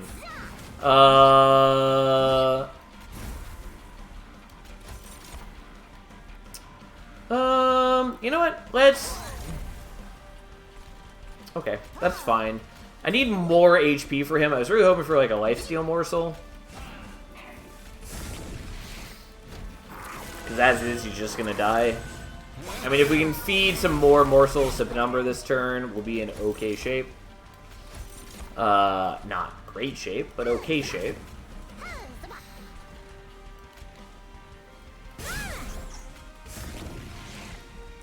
And the Alloyed Construct still gets a decent amount of damage on. More than I was expecting, honestly. And then this shit happens. I mean, we still win this, regardless. Because again, Glutton, especially with Double Gorge, does a pretty good job of killing bosses. We're not taking One Horn's Tome. And if Wretch is a card that makes me angry. Which, by the way, I need to... Whatever. I will write a note to myself later. Wretch makes me angry.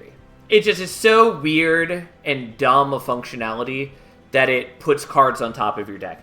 Nowhere on the card does it say that it does that, and it's the only card in the game that has that functionality where it bypasses your maximum hand size by putting extra things on the top of your deck.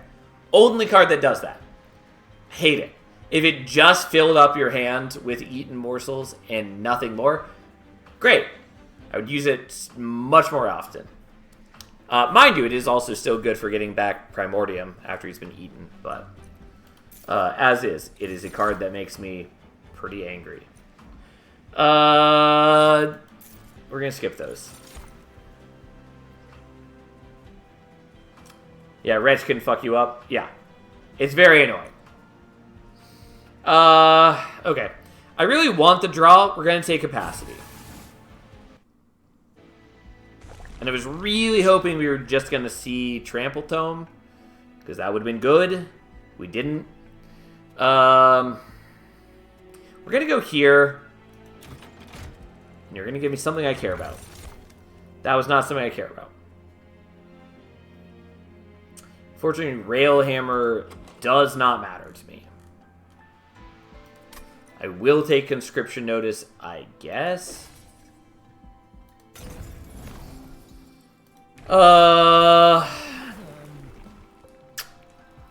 I was considering taking Monstrous, which is partly why I took the Capacity.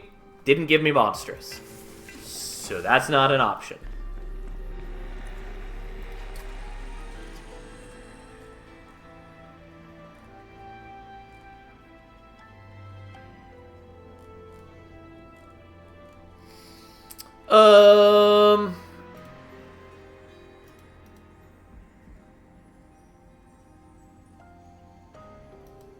Do I want to do this? It gets a lot worse later. How many temples do we have? 1. Great. Okay, this is gonna look weird. We're gonna do this. It's maybe wrong.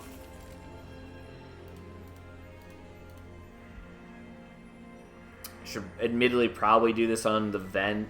I am gonna do it here though, I guess. I don't know. Here we are. We're not making correct decisions. I am going to dial back the shards a little bit because we're already at a point where I likely am going to lose.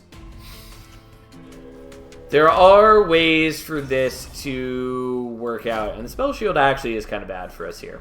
It's one of the rare instances where Spell Shield is maybe going to make a big difference.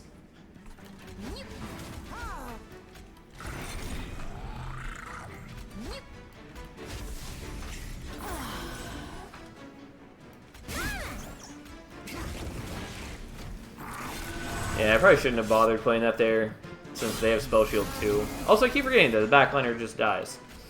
I do need much better morsel generation. And mostly, I really want to get I mean, I'll still do this just to knock those off.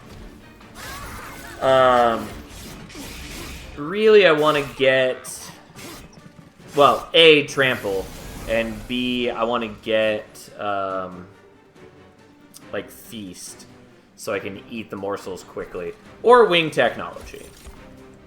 Either one would be appreciated.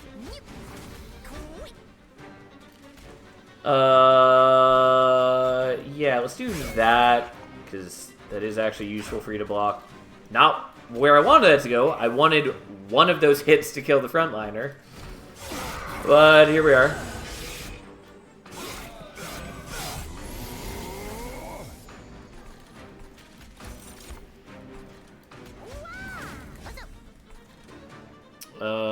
And you don't attack because I made you inert. Great. Cool. And that doesn't kill. Well, have a morsel, I guess. Yeah. Yeah. That is a problem.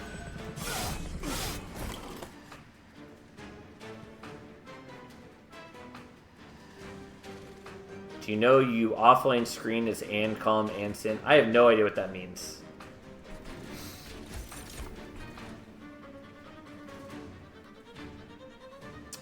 Yeah, this is an issue. But I can do this to kill you.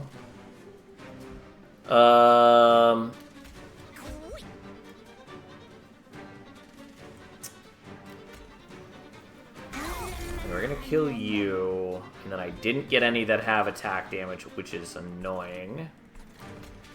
So I guess we're doing that. And I'm just going to take some damage from you hitting the pyre with the explosion. That's fine. And then I guess we play those, and that does fuck all, and here we are.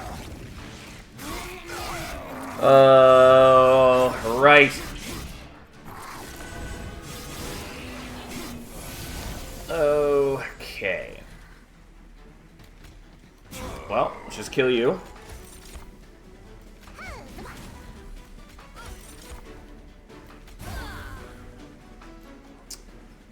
And you are only doing 9 times 3, but that's going to be a lot worse in a moment. I don't think playing you out matters. If I'd gotten... well, whatever. Fine.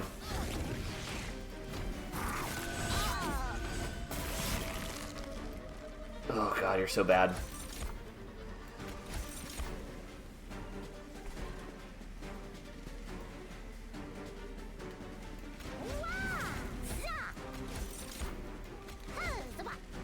Well, Primordium probably can take him down since he has a 300 attack. Still very scary, though. Because even with my current stats and damage shield, he still is mostly killing me. I can block with the morsels if I needed to buy myself more time. We don't need to.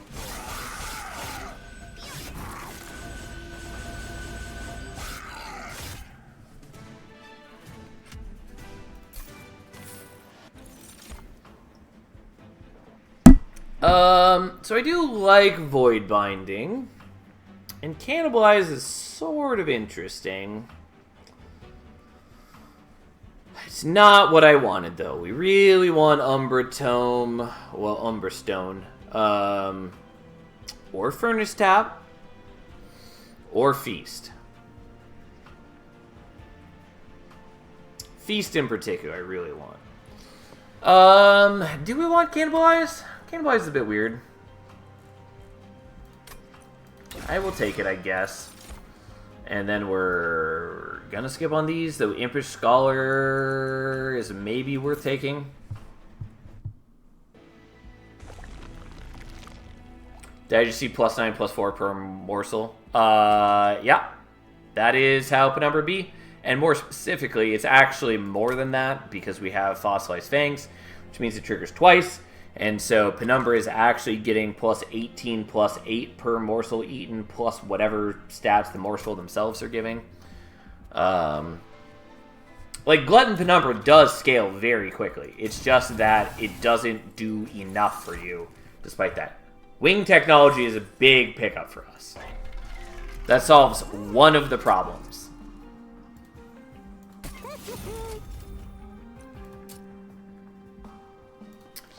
I'm willing to do that, I guess. I don't know. It's not really important.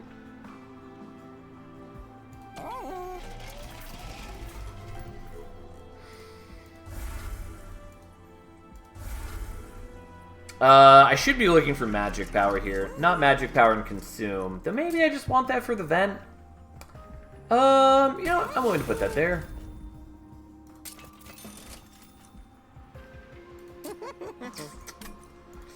I don't know. We'll mind scoff that for now. I might get rid of it later, but for the most part, we're going to be focusing on getting rid of Implings because they do nothing for me.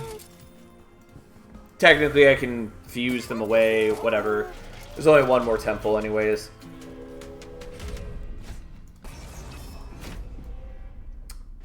Now, if we are offered Feast and or Monstrous Penumbra, we will be in a much, much better position.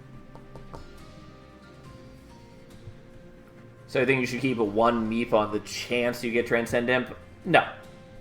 We're not going to play Transcend Imp even if it's offered. It goes against the spirit of what we're doing.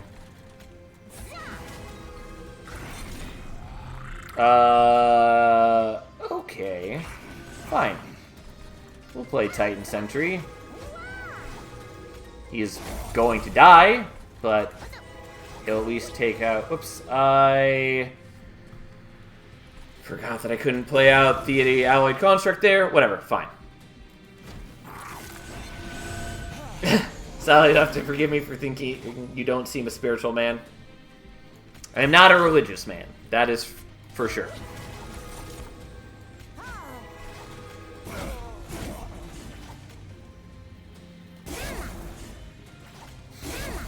Okay, well, we do less damage to that guy, but he does survive until another wave, which is sort of cute.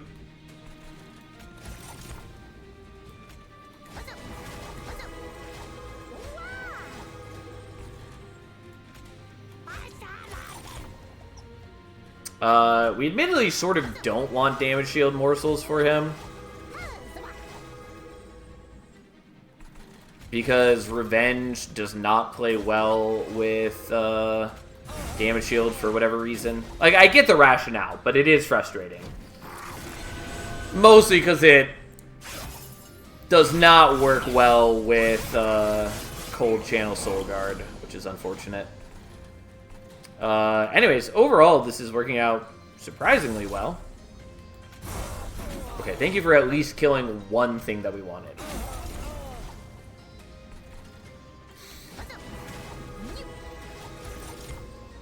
I mean, it doesn't really matter, but let's block you losing the damage shield, since our morsel can just block it and still get eaten. Look at all those beautiful, beautiful stats. Alright, I don't know. Enjoy Allied Construct. We have more than enough morsels right now. I should maybe be a little pickier on which morsels are getting eaten by which dude. Oh well, so be it. I think we're in pretty good shape. Also, Conscription Notice has been doing some solid work for us. Oh, yeah, didn't realize you're not actually dying. You died to the jack strips, at least, I suppose. Okay. Annoying that that didn't... I maybe should have left it there to eat up your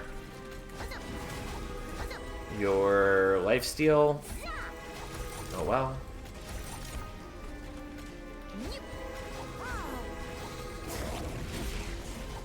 Alright, whatever. You're gonna kill the Titan Sentry finally. That's fine. He performed his function.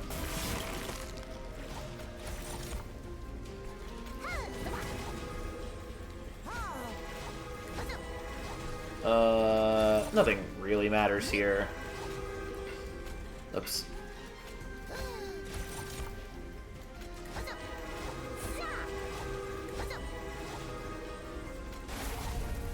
Alright. We do a bit more damage to him. Our morsels do survive the sweep. We do get down some of his lifesteal. Doesn't really matter, because Penumbra is just going to murder the shit out of him. You know, technical term and all that. And even with these measly morsels, we're still ending up with really solid looking stats. Okay. No. Not what we want. I mean, Crucible Extension, sort of okay. I guess I'm maybe willing to take it. I'm not taking those. I wish Battering Ram was all armor on the train, not all armor on the floor. Because usually just ends up being a big waste. Like, it does a lot of damage. It's just, it doesn't matter. The low roll of this run has been depressing. I mean, we've hit some good things. Like, it's been a lot better than it could have been. Like, it's honestly working surprisingly much better than I thought. God, we have Scourgefell. All my homies hate Scourgefell.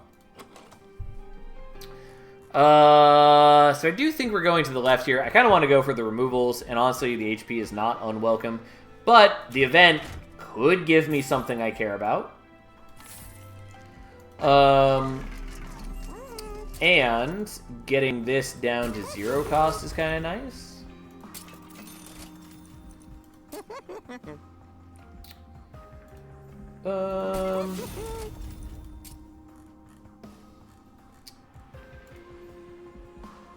I guess I'm gonna Permafrost to Cannibalize, just so we can use it to... I don't know, who cares here? Anyway, so we can use it to... Oh, thank God, this is exactly the event that I was hoping for. Oh, so beautiful. Okay. I mean, admittedly, I also would have loved to have gotten Wildwood Tome there, but the trample is so important to us. Cannot express that enough.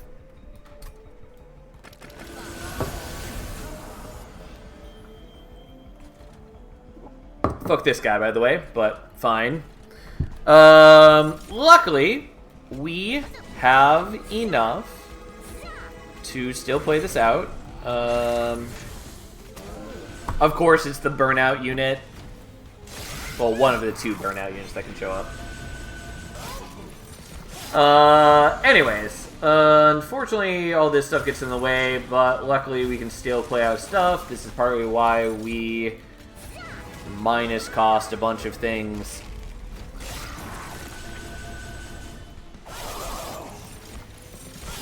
We are going to take some pyre damage here, because there's no way I'm playing out all this shit. Okay. There's that.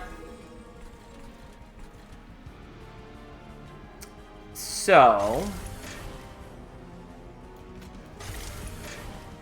And then at this point, it's better to play that one out. And then we're killing 2 of those guys, because that's less Scourges to deal with.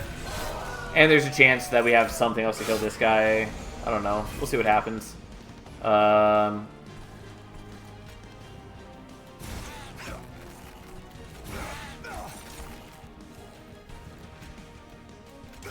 mean, none of this really matters at that point.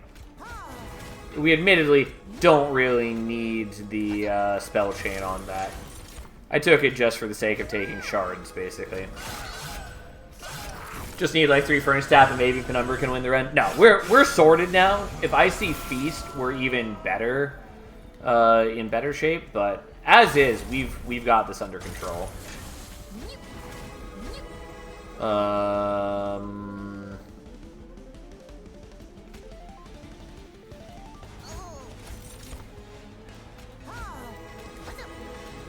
Would have loved to have eaten the Queen Simpling there, but I wanted to play out the other things that I had.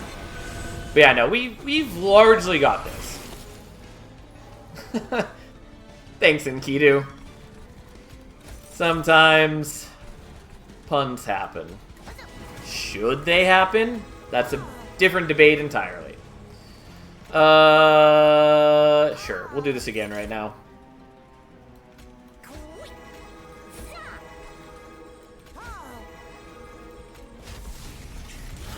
Okay, I don't really care about the Alloyed Construct here. I only played him because I had the extra Ember to do so. I am mostly just stacking up lifesteal here. Alright, I'll be admit it, I'm annoyed that that didn't work. Fine. I was really expecting that one of the hits would kill this guy and give me the Ember back. I shouldn't have fucked around with it, but hey.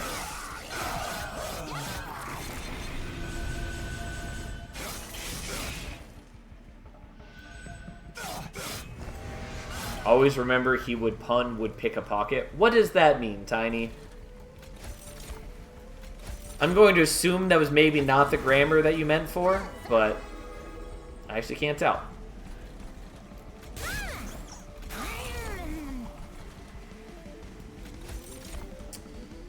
Okay. I wanted more lifesteal and less damage deal. That's fine. I meant he who would pun would pick a pocket. Gotcha.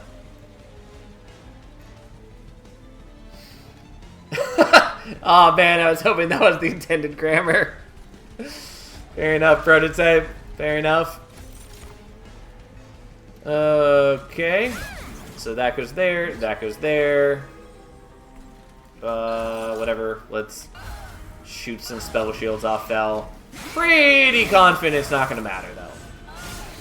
Like, yeah, she hits for a good amount, but we also ruined her shit. So, you know, seeing as we hit for 500 plus a turn, and we have lifesteal. Okay, look at us go. Yeah, I'll take a Shroud Spike. And we will take draw. I've said it before and I'll say it again, I don't like Fel's noises. I don't mind. Like, they're not the best noises in the game. The only noises that, like, really, truly annoy the shit out of me in this game are the noises from Votivary dying. Like, that really gets annoying very quickly.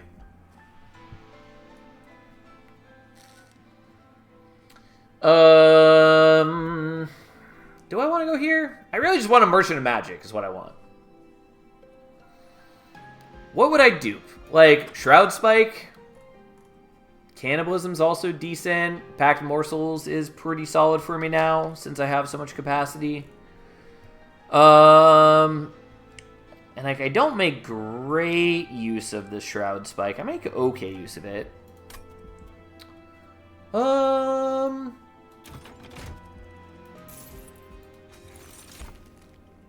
Could have used that before now.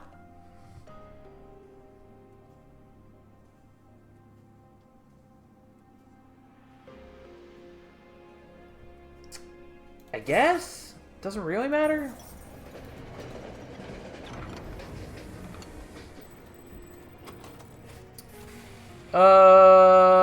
Do I care about Nexus Spike?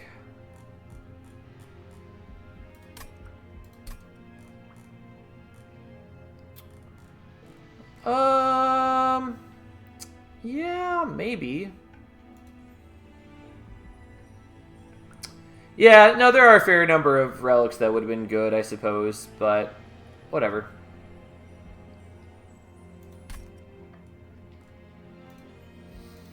I probably shouldn't do that, but it's done. Don't need monsters anymore. We'll take Glutton. We just need to be able to survive. Divinity Sweep for a turn, which should be fine. We'll do this. I would like to remove a lot of cards from my deck. We'll see what happens. Yada yada. Here we are. Here we are.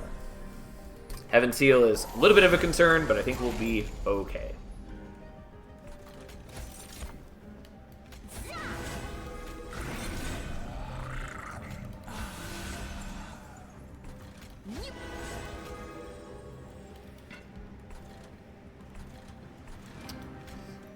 I guess I'll play that out, even though it's whatever.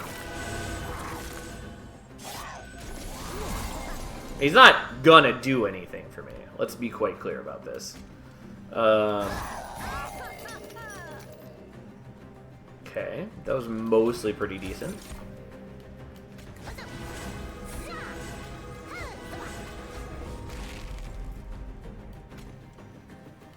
God. It is nice seeing my stats go from 80 to 440. And I guess we'll just get a bunch of damage shields too. Turns out Shroud Spike be quite something. Okay, I do need this, no matter what.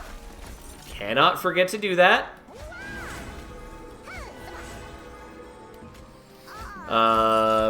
Shame we don't get to do the Nexus Spike. Whatever, that's fine. These things happen. And let's just kill those guys. I'm losing damage shields one way or another. It's fine. We have another Shroud Spike at some point anyways. Okay. I was hoping that was going to be slightly better in my favor, but... Alright, now we've got 15 lifesteal and over 1,000 attack. Which again, if we didn't get Trample, this would be so much worse. Like, we would have taken Monstrous at the 3rd upgrade when it was offered, but... our scaling would be worse, and there was also still no guarantee that we were going to be offered Monstrous in the first place. But yeah. This is quite something.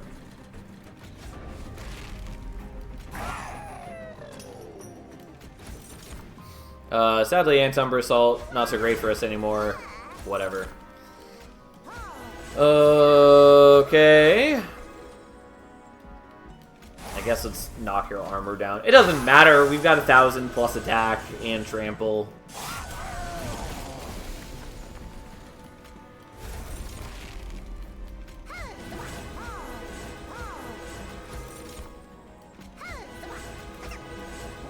And we actually got 6 morsels on a floor for the first time. This is why we took the capacity increasing things, just so we can do this. The extra capacity doesn't matter in the slightest. But hey, it's there. It's ours. Who are we to complain? Alright. And now I can one-shot him. And yes, I know technically he took a little bit of damage before this. It doesn't really matter. You get the point. Ta-da!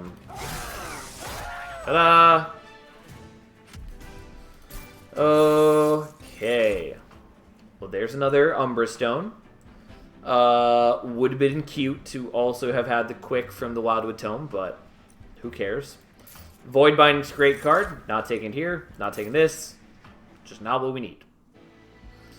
I mean, we're going for the Merchant of Magic. I also want a bunch of removals. Sadly, that's not also here. Whatever.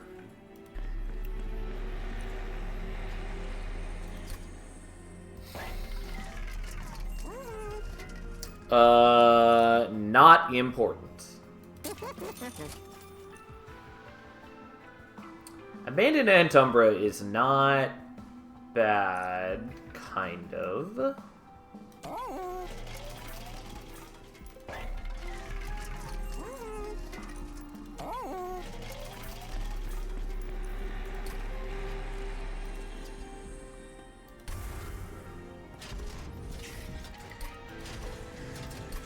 Okay, so this is going to go on Shroud Spike. There's a good chance it ends up not being, like, perfect for us. Whatever, who cares? That's fine. Also, maybe should have put that on the Antumbra Assault. Don't care. Not important. We are going to get rid of some things. And do some things.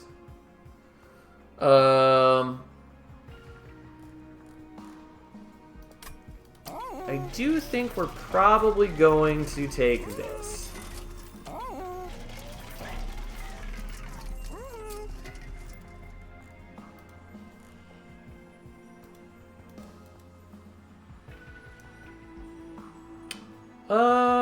I guess I'm gonna do that. That's fine.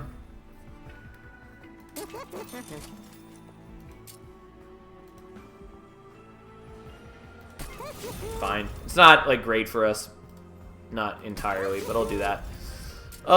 And then stuff and things.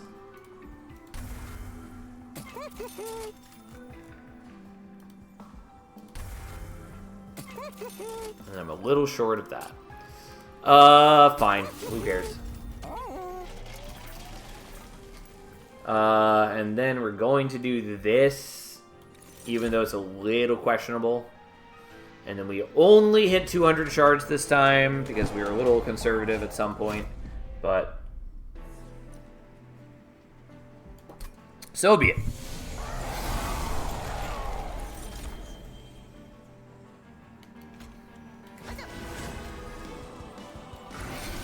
Okay. Already forgot that I have the conscription notice.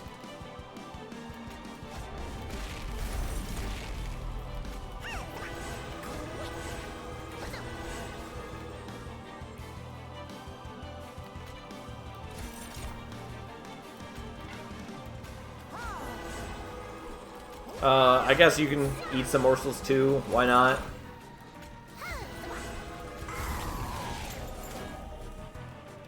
What do you think about Fearless Draft in LoL? I've enjoyed it quite a bit so far. I have not watched any games. You know, I have some mixed feelings about it, and I'm just kind of waiting to see how it turns out. For the most part, I'm in favor of it, because as much as I love watching Worlds, one thing that I always comment on, like, every year, since Worlds is the main thing I watch, but I do watch, like, MSI too, and other things. Casual 200 shard runs. That's where we're at in my Monster Train life these days. Anyways, one thing I, like, always comment on about Worlds is, like, you know, I hope this year that they're going to have a good diversity of, like, champions in the meta. And so, like, I do strongly appreciate what they're going for, trying to increase the champion diversity in every given event.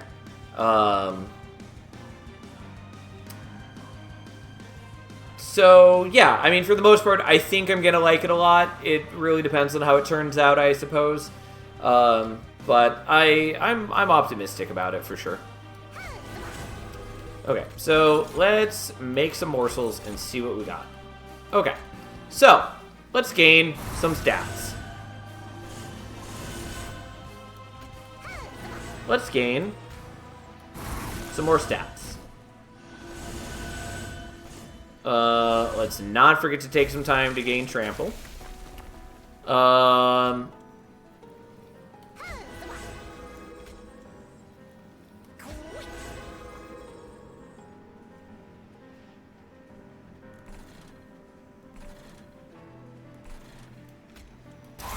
What's Fearless Draft? Fearless Draft is a change made to the professional drafting system in League of Legends, where so in matches that are best of 3 or best of 5, champions that are picked in one game cannot be used in any of the subsequent games. So, regardless of what team is picking them, if a champion gets used, can't be used later, so they have to have a wider pool of champions that each person can play, and more champions that they're, like, practiced on as, like, a team. So that's the basic idea.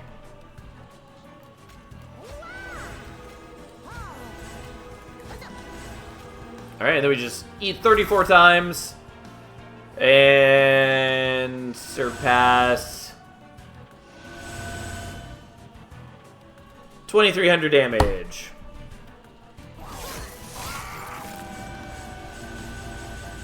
And after turn, we're almost at 25. Yeah.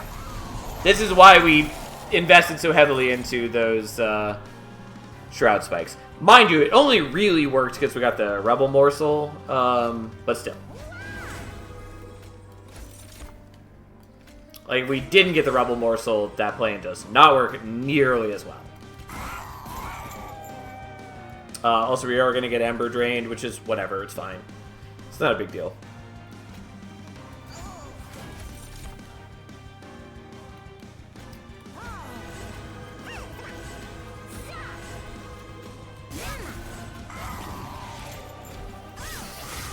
Any traditional bans as well? Yes. There are traditional bans, and I believe if they're banned, it doesn't affect their pickability for the next round.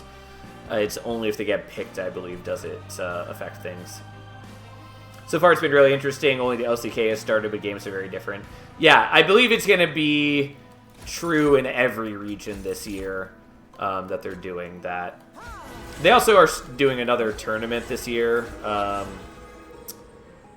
which I believe is called First Strike, I think, like before MSI.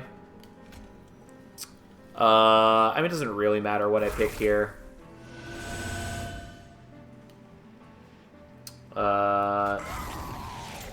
Sadly, can't really use another Shroud Spike at the moment, so we'll just let it cycle.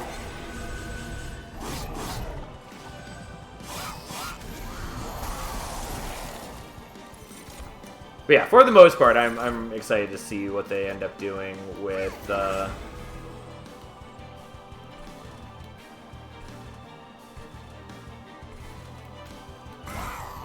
we go. So now we got more Ember off of that.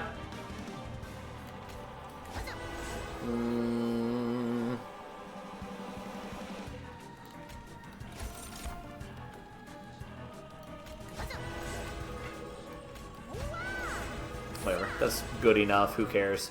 It doesn't really matter which one I eat. We've got more than enough stats.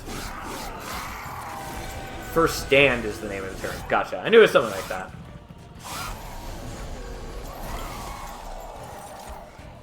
Stupid Ember Drain. I don't mind the Ember Drain when I'm the one inflicting it, but... Also, what are you getting melee weakness from? Oh, from the Rail Beater. I just keep forgetting that he's there. Because he was randomly generated and not a thing that I was planning on. And also, frankly, kind of forgot he's not dead yet.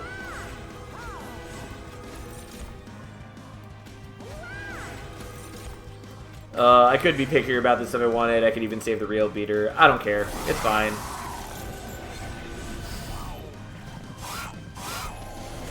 Yes. Thank you for showing your face, top floor again. How kind of you to do me this service.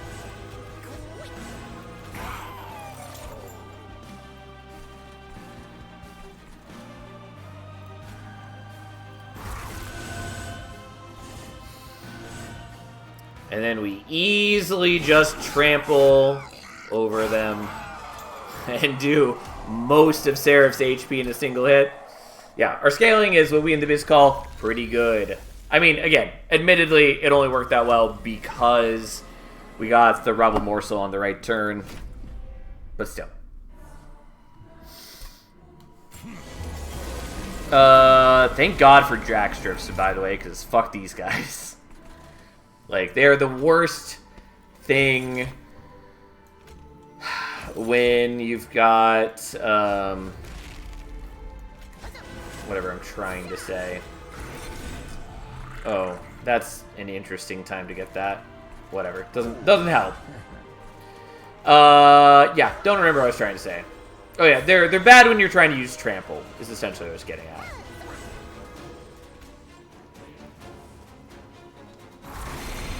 Alright, we'll do that, and just leave the other one to cycle.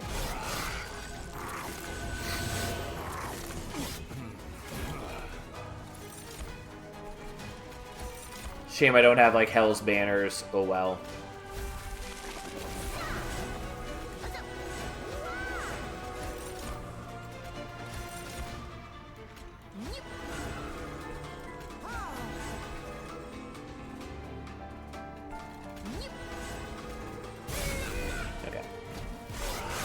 I didn't want to play those on the Tycoon's floor because I didn't want to give these guys damage shields. It wouldn't have mattered too much since the Jack Strips would have gotten rid of it. But A, I wasn't thinking about that, and B, it doesn't really matter to me in any meaningful way.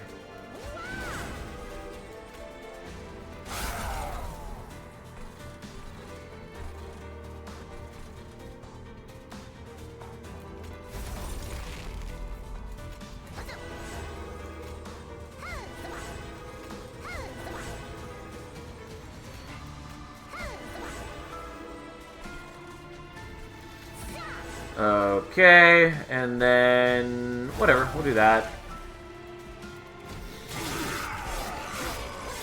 Nothing matters terribly much at this point. Penumbra is scaling, even if we didn't get the incredible scaling that we did the last time. Still working out okay. Really would have loved a Rebel Morsel. Oh well.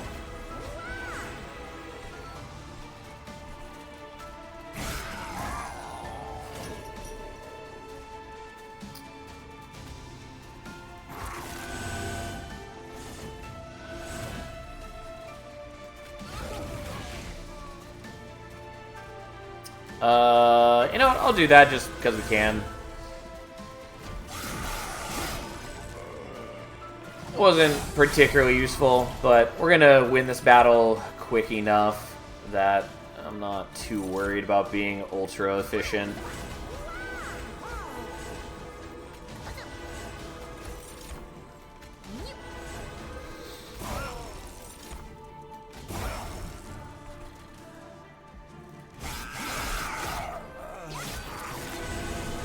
Like, there's no way they're killing Penumbra at this point. We already have enough lifesteal to outlast the rest of the battle.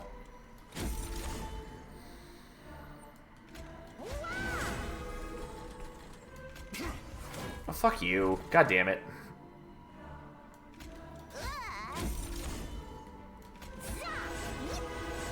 Yeah, I should have just used the Shroud Spike, but I was really hoping for that to be better than it was. I mean, it's fine. Again, it doesn't really matter at this point. We have enough damage to clear every wave. Well, there's the Rebel Morsel finally, but it doesn't help at the moment.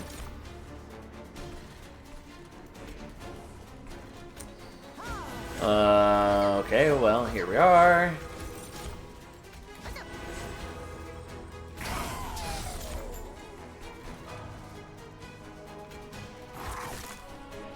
Because I needed another Shroud Spike to make use of the Rebel Morsel.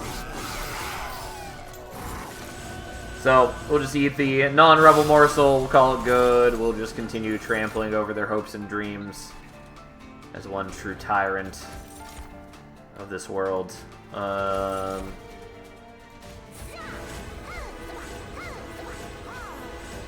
you give multi-strike, you asshole. It's not a big deal. It'll be fine in mere moments.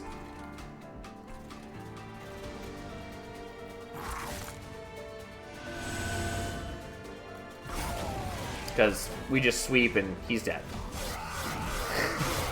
There we go.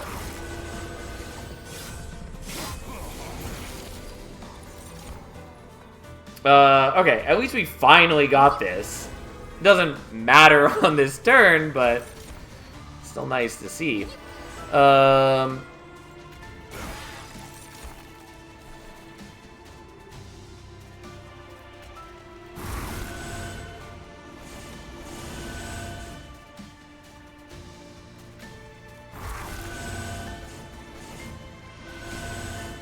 probably should have used the Pack Morsels too, or the Cannibalized. Doesn't matter. We shot up to 3,200 attack. Still waiting for those stats to stop calculating. And then we just trample.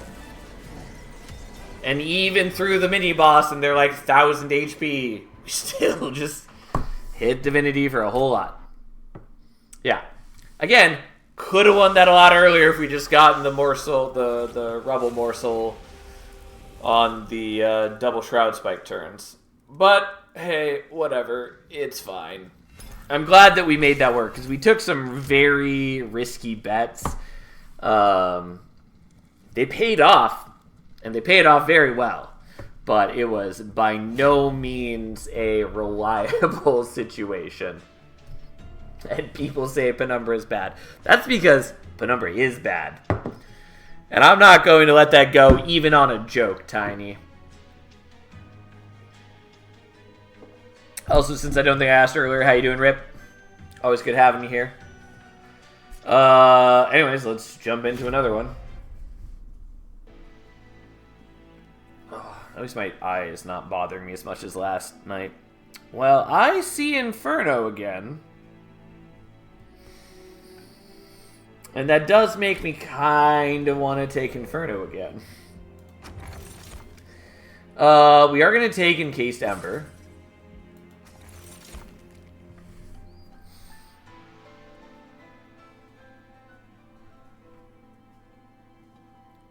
What?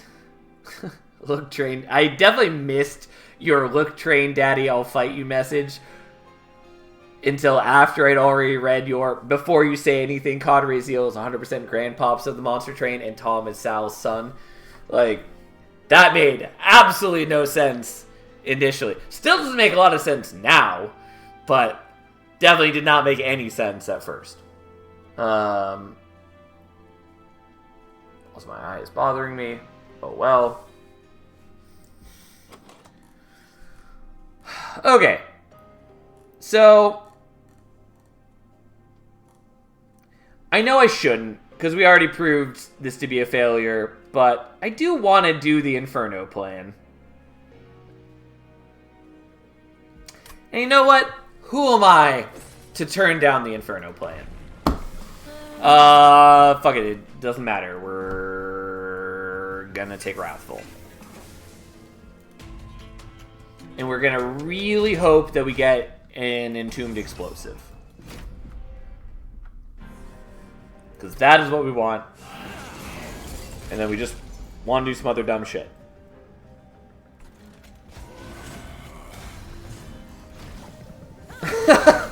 I remember Oops All Infernos. Yeah, sadly can't play this one out right here, but hey.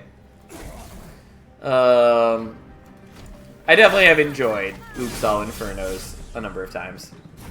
There's one run in particular that I remember very keenly.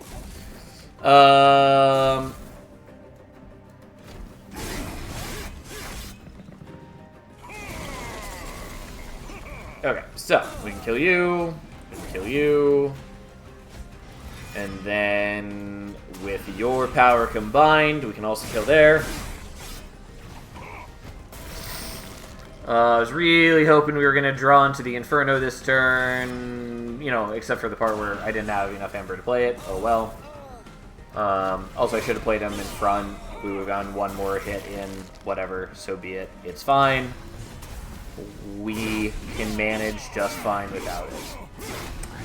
Okay. Give me an Entombed Explosive.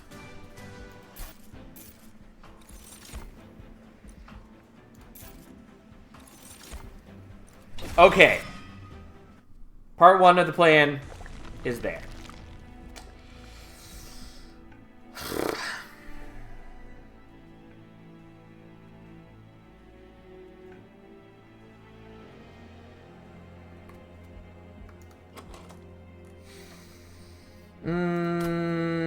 Okay, I do think we want to go to the left here. Alright, have a nice night, Fury. Thanks for being here.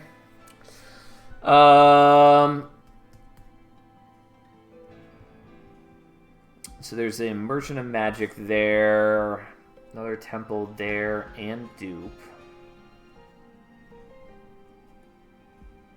God, why aren't there more dupes?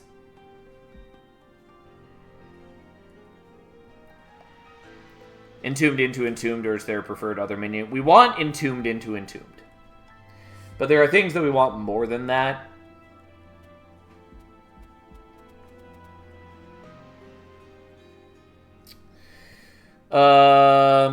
And fortunately, I need multiple temples to give me what I need for the perfect plan.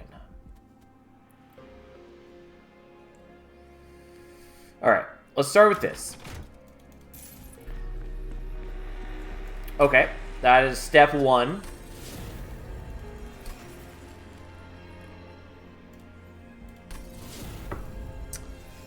Right.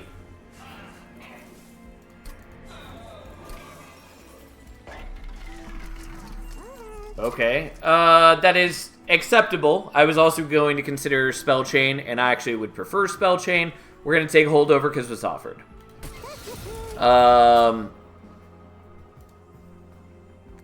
Yeah, the rest of this plan doesn't matter as much now.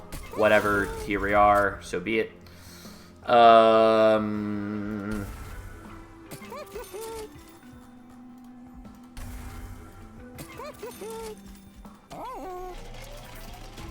So be it. In the ideal world, we would have done Spell Chain, and I maybe should have held out for Spell Chain, because if we do see Spell Chain, I will be a bit mad. Because that would make my life tremendously better. Okay, I have to kill you. We are still leaking. Nothing I can do about that.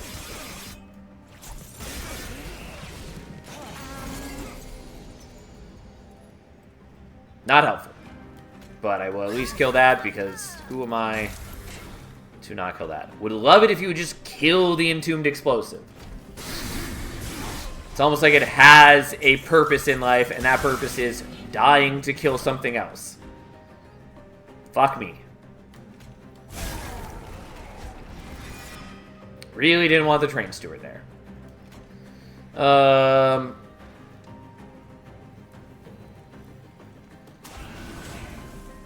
And that doesn't kill. That also doesn't kill. Whatever, fine.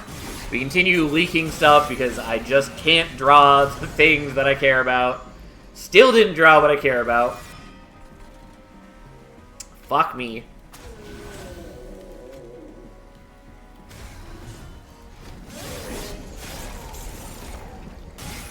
Ugh. Like, I even pulled stuff out of my deck with the sketches. Still didn't draw what I needed. Whatever. Who cares?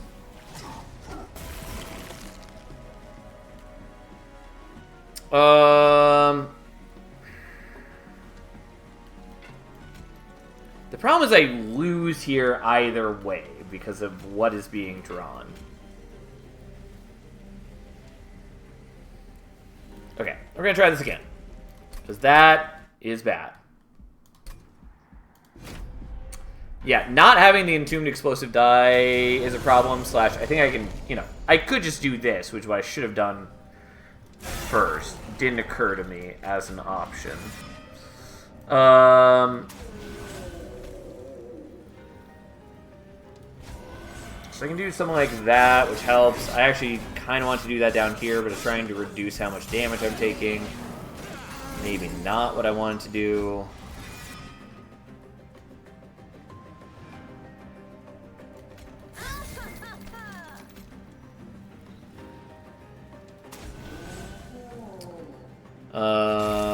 But I probably should have accepted some damage so I could get this killed faster, so I could draw into other things faster.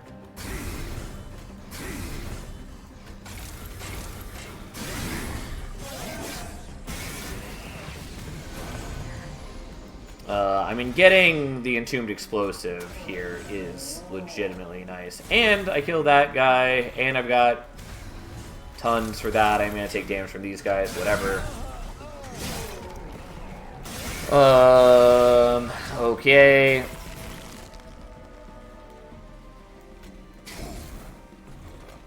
Okay, I do win this time. Awkward though things may be.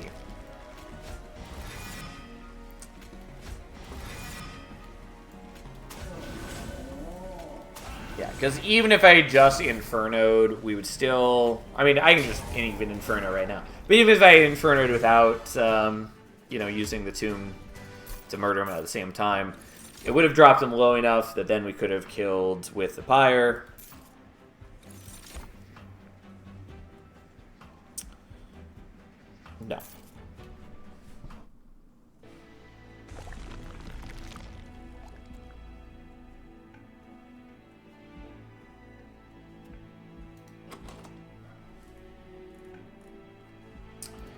I guess we're gonna go here just so I can do some removals. Sorry, Consumer of Crowns, you're not gonna be a thing here.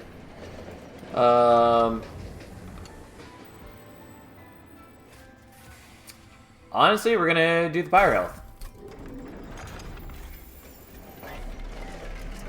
And we are going to remove that Fateful Steward. And minus cost this. No, that's not terribly important. And we're going to get rid of a torch. And that's what we got.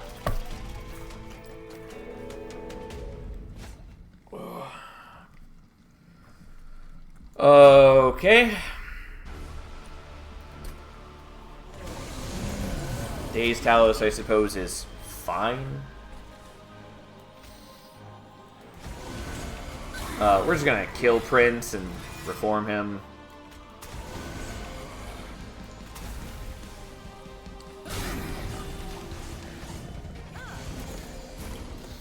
Okay.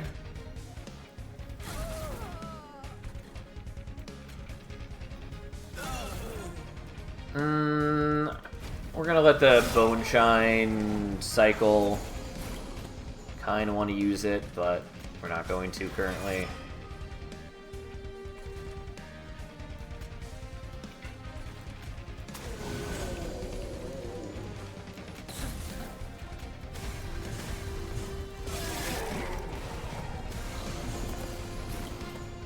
Well, sorry, Prince, but it's time to die.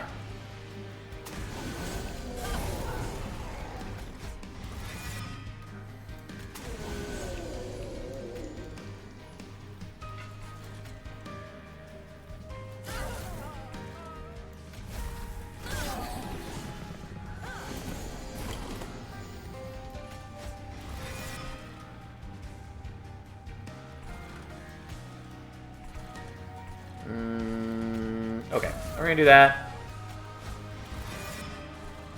So I don't have to take the damage of Betrayal Most Foul. Yeah. That's how we roll here.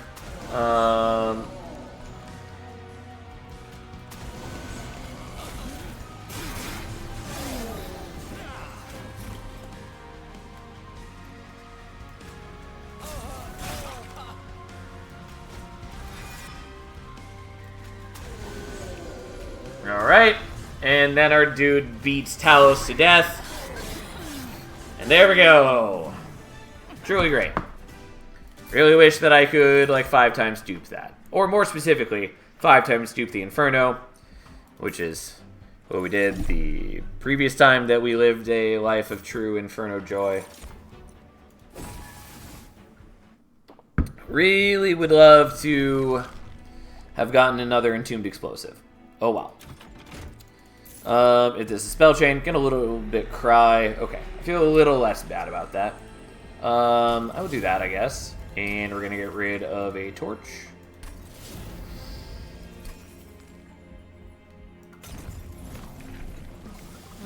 Doesn't matter what you are, Prince. You are not the hero of this tale. Okay. Really wish that we had more dupe opportunities, but hey, here we are.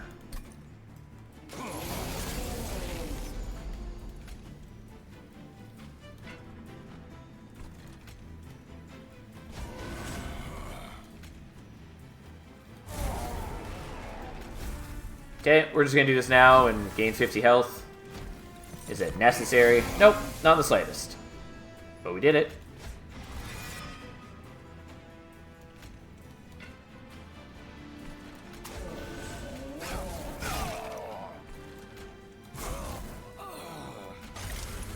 Alright, and here's our Entombed Explosive back. For good measure, gain some rage. Who cares?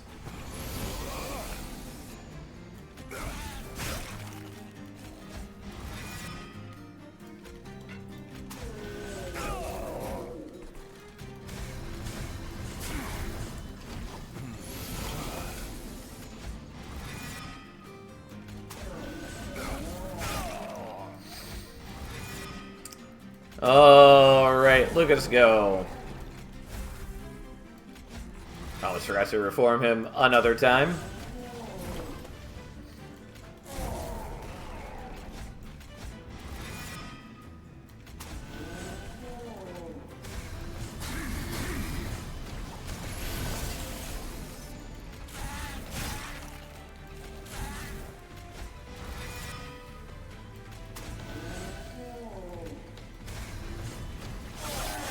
Probably should have given that to Prince, but it doesn't really matter.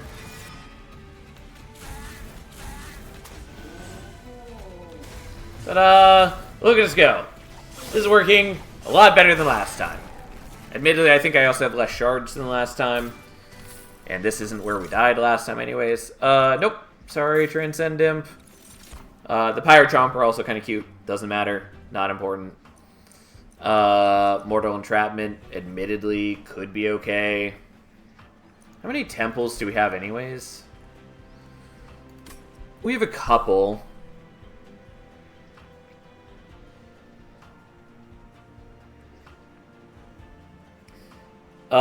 We don't need memory.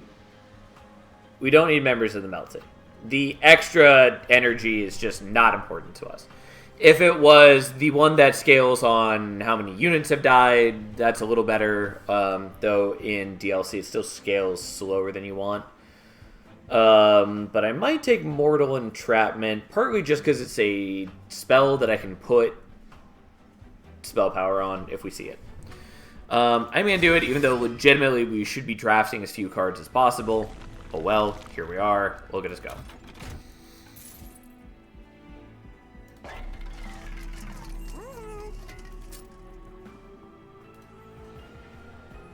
Fuck it.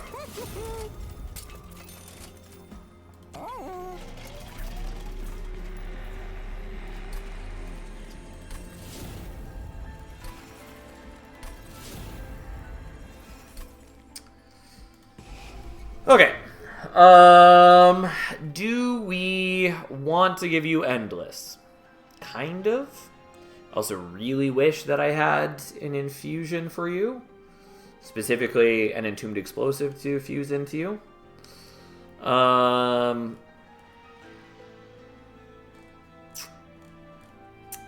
The problem... Nah, we're not going to give you Endless. I kind of want to. Not going to do it.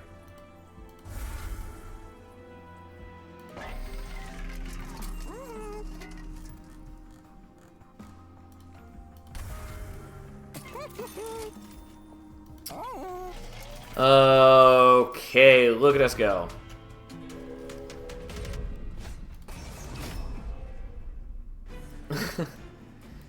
How you doing, Shadows?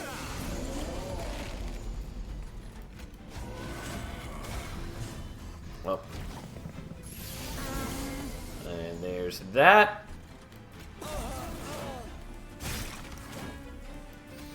And then... we'll just go ahead and kill you, and play you out there, and who cares? Oh no, you're gaining a little bit of armor by killing our dude. However, would we deal with such a terrible fate?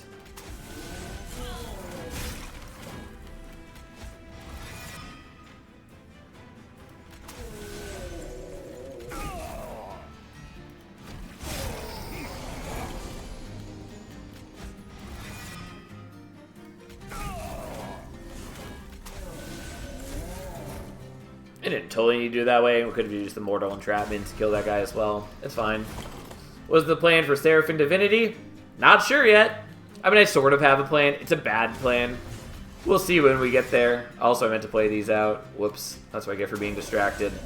And unfortunately, I don't draw them this turn, which actually does matter.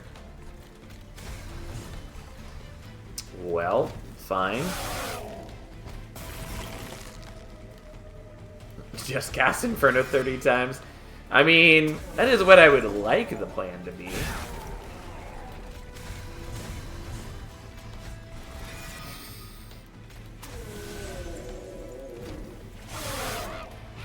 Okay. Alright, here's this. And here's that. And we're good. Double strike explosives. Hey, it had a meaningful reason for it, kind of. Not the upgrade that you're used to seeing, I'm sure. Fuck it. We'll take Tiresome Climb too. You can't keep us down. Engulfed in Smoke also would have worked. It doesn't matter. Here we are. Okay. Now, do we want to go here? Kind of. Does it really matter to us? Not really. Imp in a box could be a solution with Endless Imp. Yeah, we don't want to do that, because then they go into the Reform pool, and that causes issues. I mean, there are ways around that, kind of, but no, it's not important. We largely have everything solved already. It just is going to look very silly. I mean, we don't actually use summon triggers. We need Wax or Snuffer for the double extinguish. We'll take Exploding Candle for a little bit of extra damage. Doesn't really matter. Take Vapor Funnel. It just uncomplicates my life ever so slightly. Doesn't matter what this is, we're rejecting it.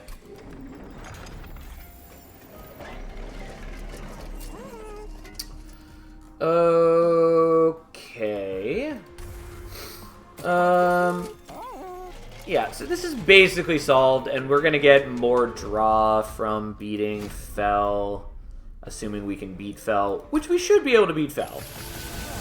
There shouldn't be an issue. Because we're gonna do that. And then you're right back there, and then you start building up a Rage. Admittedly, this would work a lot better if I were taking Brawler. I didn't take Brawler because I didn't think it was going to matter. Turns out, maybe it matters a little bit.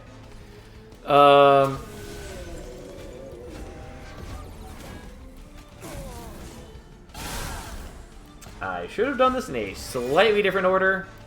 Not terribly important.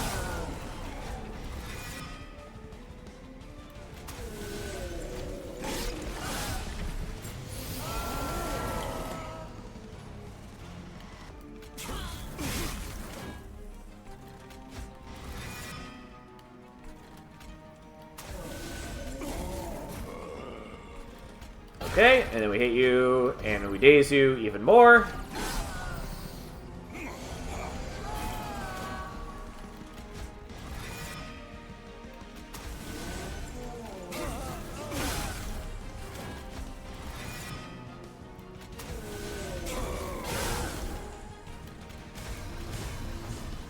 I vote for Large Stone on the explosive.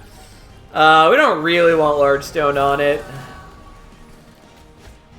Just because it does gain HP at a semi-rapid rate for what we're doing. Can someone tell me why Fel is thicker than a bowl of oatmeal? Are you talking about her HP? And that is because we have 150 shards. Because that's the kind of guy we are.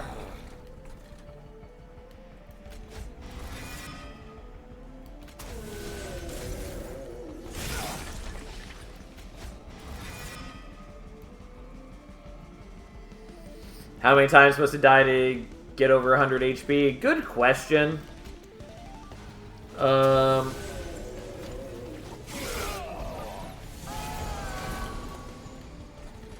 I didn't really want you to go top floor, but fine. It is what it is.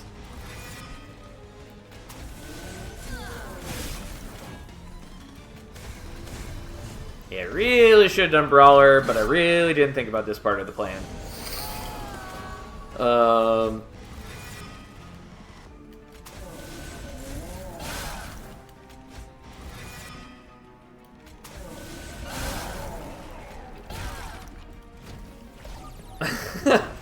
Greetings, Jankmeister. How goes the run? Looks officially janked up. Yeah, this is a run if I've ever seen one. I could have also just killed her right there, thanks to the dude. I didn't realize until after I Inferno'd the second time. But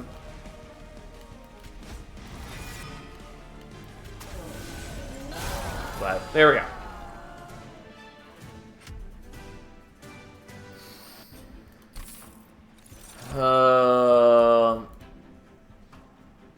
Okay, I'm willing to take Devourer of Death as an infusion. Ideally, it would be another Entombed Explosive, but I'm not going to waste a dupe on that right now. So be it. I don't know, fuck it. Collection of Tails, who cares? And of course, now Brawler isn't an option, so we'll take Wrathful.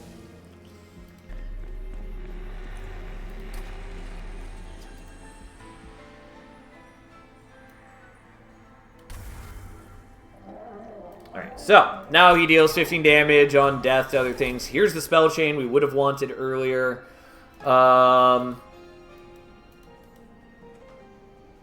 I want to see the nature spike in this mess from an event. Are you talking about Awoken Rail Spike? Okay. Unfortunately, can't put that anywhere. And then I have to decide what I'm doing with Spell Chain. There are options. We're not duping the explosives. If I had more dupe spots available, and if I could just freely like pay to dupe it, happily would dupe it. But not important for us. I think we're spell chaining Tiresome Climb here.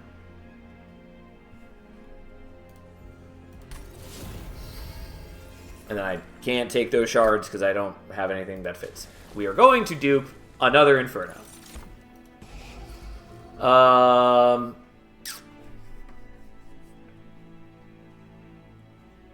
then do I get rid of a Ritual Battle?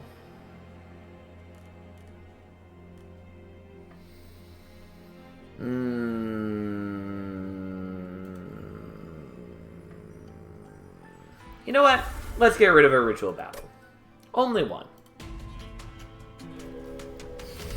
Is that correct? Probably not, maybe. We'll see.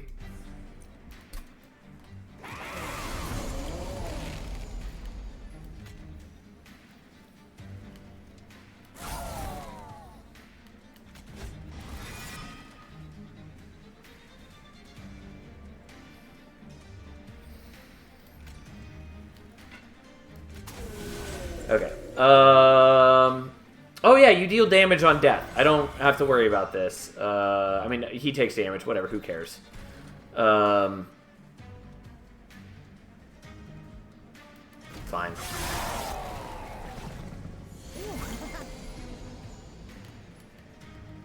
I mean, I would love to get Lightstone Casing and then Spell Chain here. That would be absolutely incredible. I mean, it would have been way better earlier before we duped things so many times, but hey. Anyway, so, look, it's our dude. Hey, look, he exists again.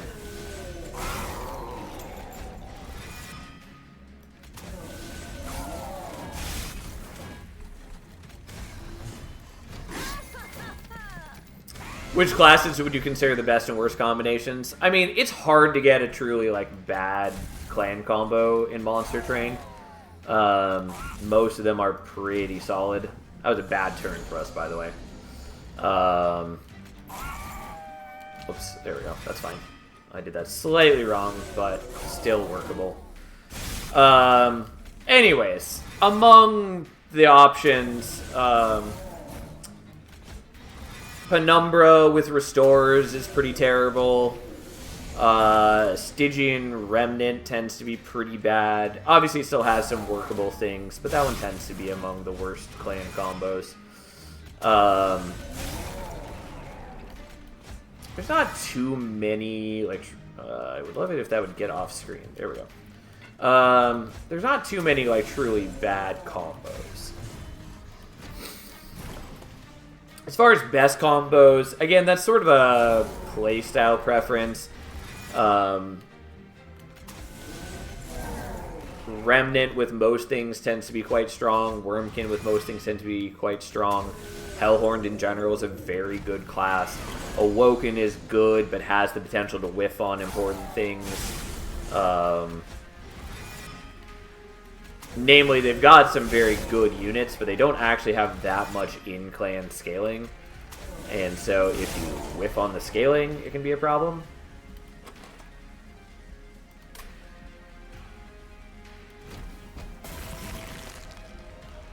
Ooh, I wanted Mortal Entrapment, but fine. Um...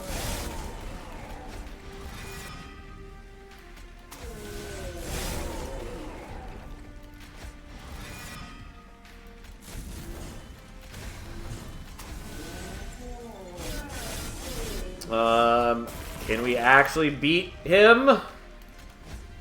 Only time will tell.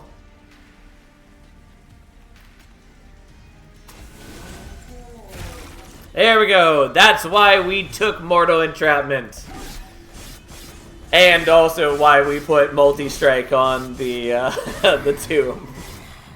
It actually gives us a decent amount of extra strength. Oh, fuck me. I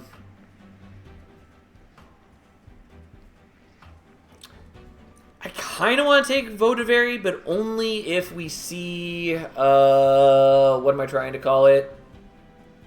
Waxer Snuffer. And do I want a second Mortal Entrapment? Kind of. I kind of do. I think we're going to skip on it, but it's admittedly pretty decent. I'm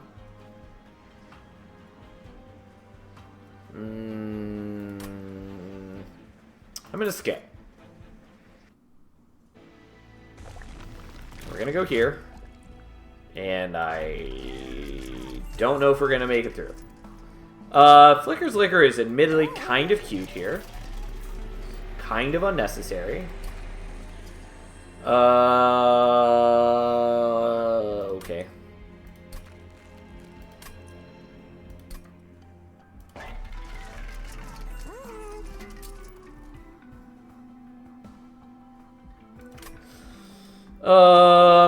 Okay. Do I care about Flicker's Liquor?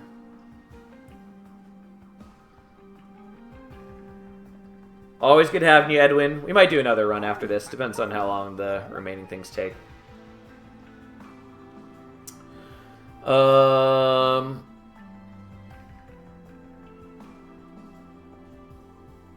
Does the multi-strike spear affect the prince? A, it's technically not a spear, and B, no, it sadly does not. Because champions in this game only have the champion tag. There is at least one unit that has multiple unit tags. I think there's maybe only one in the game, which is Apex Imp, which is tagged as both a demon and an imp. And admittedly, he was added in the DLC, and so, you know, before then, I think there were just no units with multiple tags. But yeah, sadly, champions are tagged as just a champion, even though it feels like Prince should benefit from Gurg's Goad, he does not.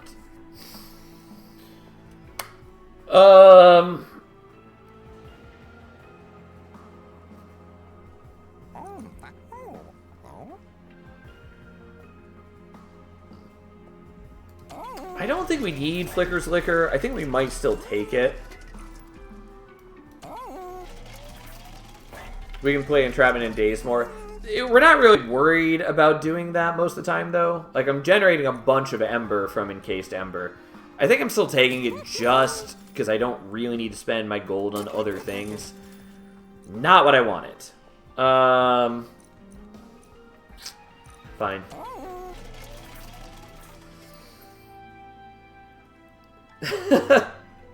You know, I play this game a lot. I'm at Covenant 25. I've won with most clan combinations, etc. Multi-strike Entombed Explosive that goes behind a unit for damage. That's brand new to me. Yeah, this Entombed Explosive is a Chad build. Yeah.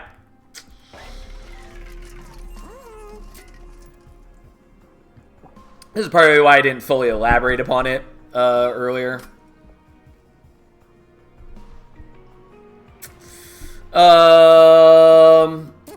Do I want a Permafrost? Kind of want a Permafrost. I don't think we need a Permafrost, though. Okay, double stack is what I wanted. And now it's just a question of, do we want it on the Tiresome Climb, or do we want it on the Ritual Battle? Um...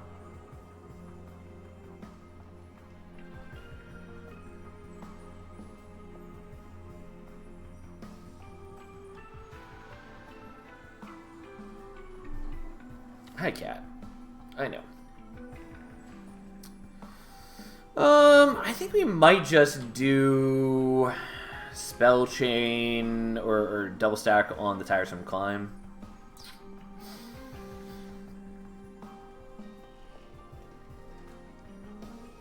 Okay, sure, we're doing that. And then while we're at it, who cares? That costs less. It doesn't matter in the slightest. Okay, and then we're either duping an Inferno or a Mortal Entrapment. My only concern with the Inferno is that if we aren't drawing into our print of molds, then we have a problem.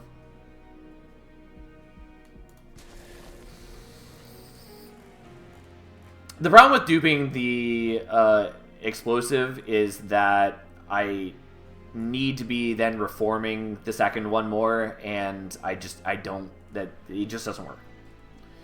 I think we're duping Mortal Entrapment, because I think that's more the issue at hand. Could remove something. We're not going to. I mean, I maybe could even get rid of the Ritual Battle. We're going to leave it. It's fine. Here we are. Okay, let's make this work.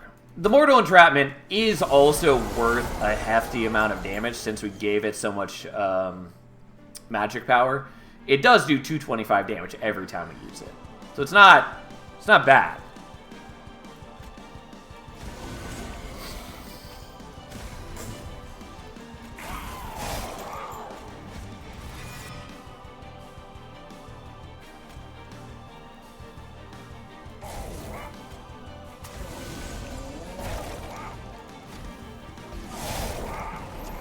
Remove the dead weights. What if I could? Not an option. Cat, you are in the way, my darling. Please stop.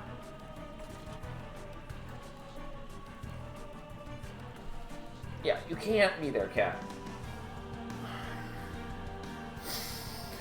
Okay. So I think we're gonna skip on Infernoing Seraph this turn, and that's fine.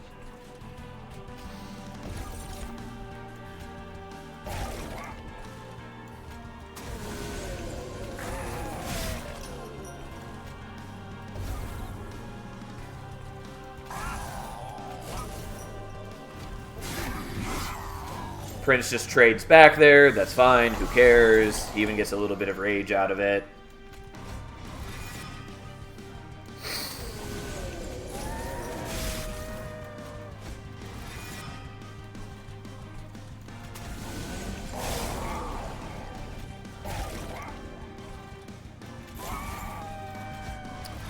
I probably could have let that guy go up to the top floor. I just wanted to make sure that it was dying in time.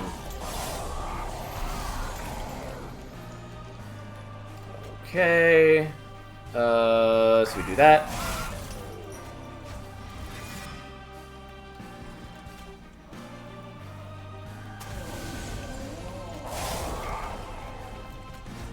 Yeah, we should have plenty of Ember. Again, a bit of a shame that we don't have Brawler, because Brawler would be making way better use of the Rage.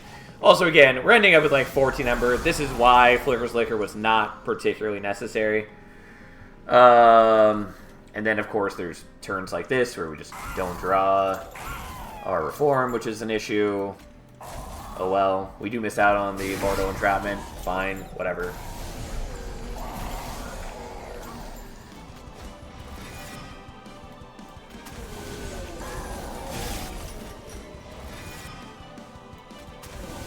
Seraph is exuding Monday energy. Yeah, we've already done half of Seraph's health. And admittedly, I could do more if I was willing to kill Prince as well, but I'm avoiding that at the moment. For a multitude of good reasons.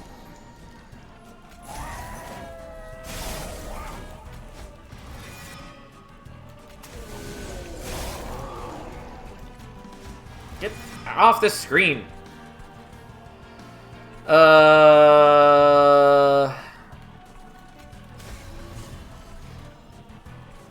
Yeah, I guess we'll do that there just to make sure that we don't have any leaks, and then we'll do a bunch more damage there. I never would have even imagined doing a combo like this one. Truly impressive. Hey, this is what I'm all about, is doing shenanigans like this.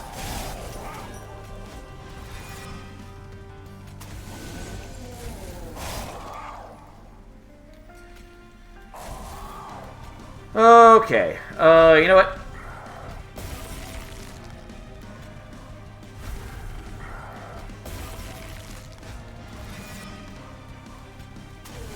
Alright, and he's got 15 turns of burnout. There we go.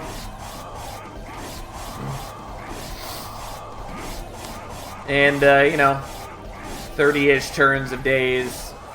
We get there. Look at us go. Again, it would be a lot better if we had Brawler Prince to actually benefit from the rage to a meaningful degree. But, you know, we didn't live that life. Cat, you are determined to be in the way. And you are shedding. Seraph never got to use a machine gun. Yeah, our whole game plan is don't let them attack. Oh, man. Alright, so, what do we got? Yeah, that's not ideal. I mean, Prince doesn't die turn 1. Unfortunately, can't use the Mortal Entrapment.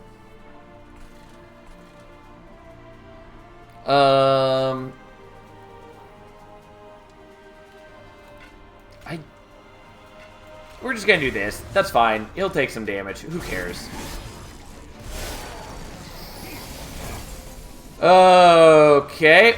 Well, Prince, you are close to death, and luckily we'll probably be able to stop that next turn.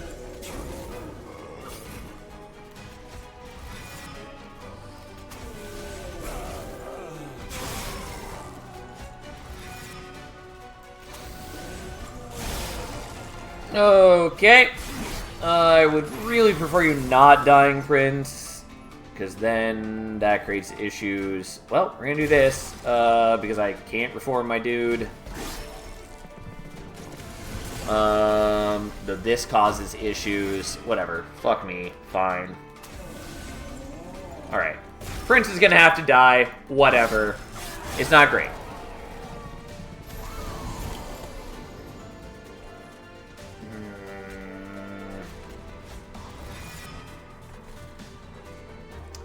Yeah, I really don't want you to die, Prince, because then you get into the reform pool, and that's an issue. If I'm willing to sacrifice... Okay. Fuck that.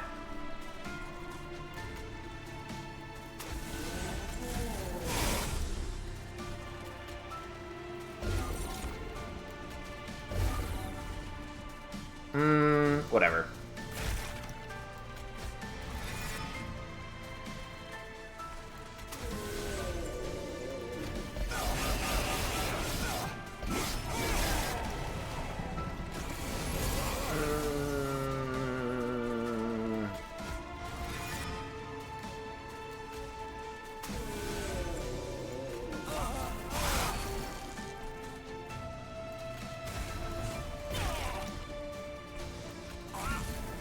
So I think you still kill me on the pyre.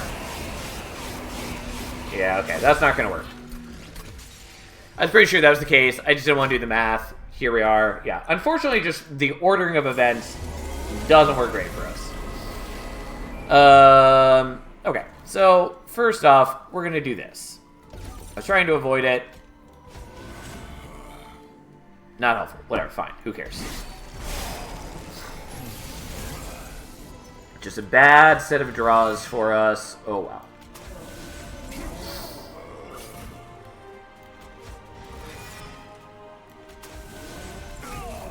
But I can't really not be using my Infernos every turn because I kind of set up the whole plan around Inferno every turn, every time and always.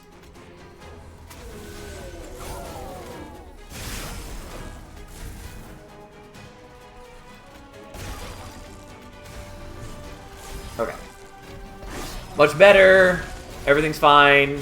Everything's fine. Who gives a shit? Everything's fine.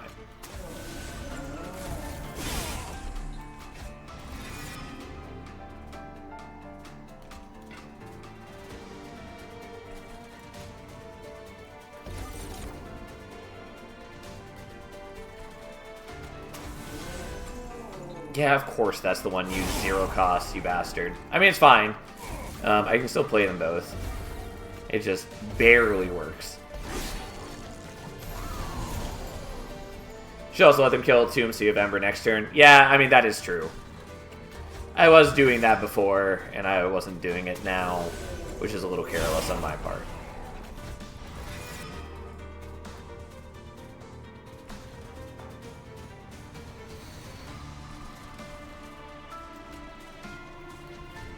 Nah, whatever. Fine, we're just gonna keep doing this.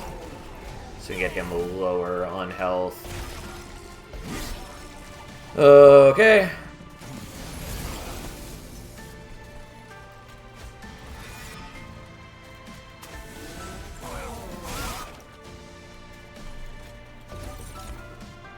Yeah, I can't quite play out everything. Cat, you're in the way. Please get out of the way, Cat.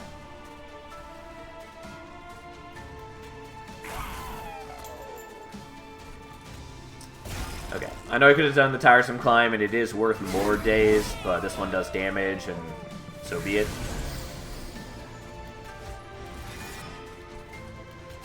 Even though it would have been nice to get rid of the spell chain copy.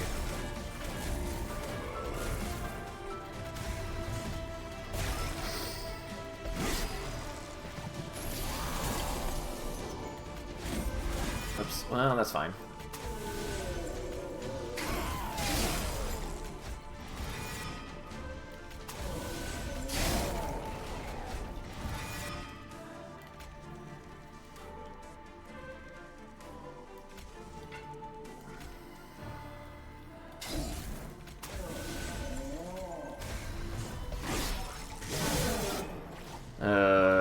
Okay.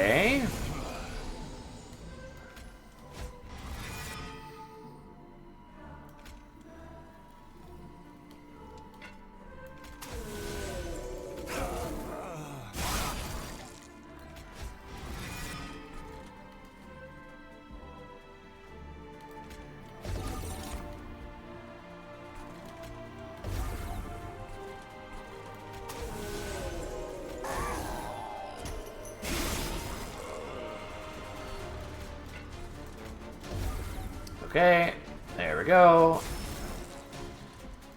We've already won this. It is really silly that it took all that days to kill that guy. A little disappointing that we don't get to reform our dude on this turn. You know what? As much as I want to play the Mortal Entrapment, I think it would be wrong not to play our Infernos. And then Prince slowly beats him to death. And we get there. We get there! Yeah, that was a fun run. I'm glad we made that work. Tomb MVP, Unsung Hero. Yeah, the moment that I saw Encased Ember and the Inferno, that's what I was trying to do. Again, would have worked better if we had gotten more dupe spots and some other things, but... and also if we'd gotten better artifacts at the end, like Wax or Snuffer, would have been really nice. Nonetheless, it worked just fine. It got a little fiddly in Divinity just because I was not drawing things in the right arrangement. I was also really hoping for Winged Steels to give me an extra draw every turn, because that also would have smoothed out things. Whatever. So be it. Not a big deal.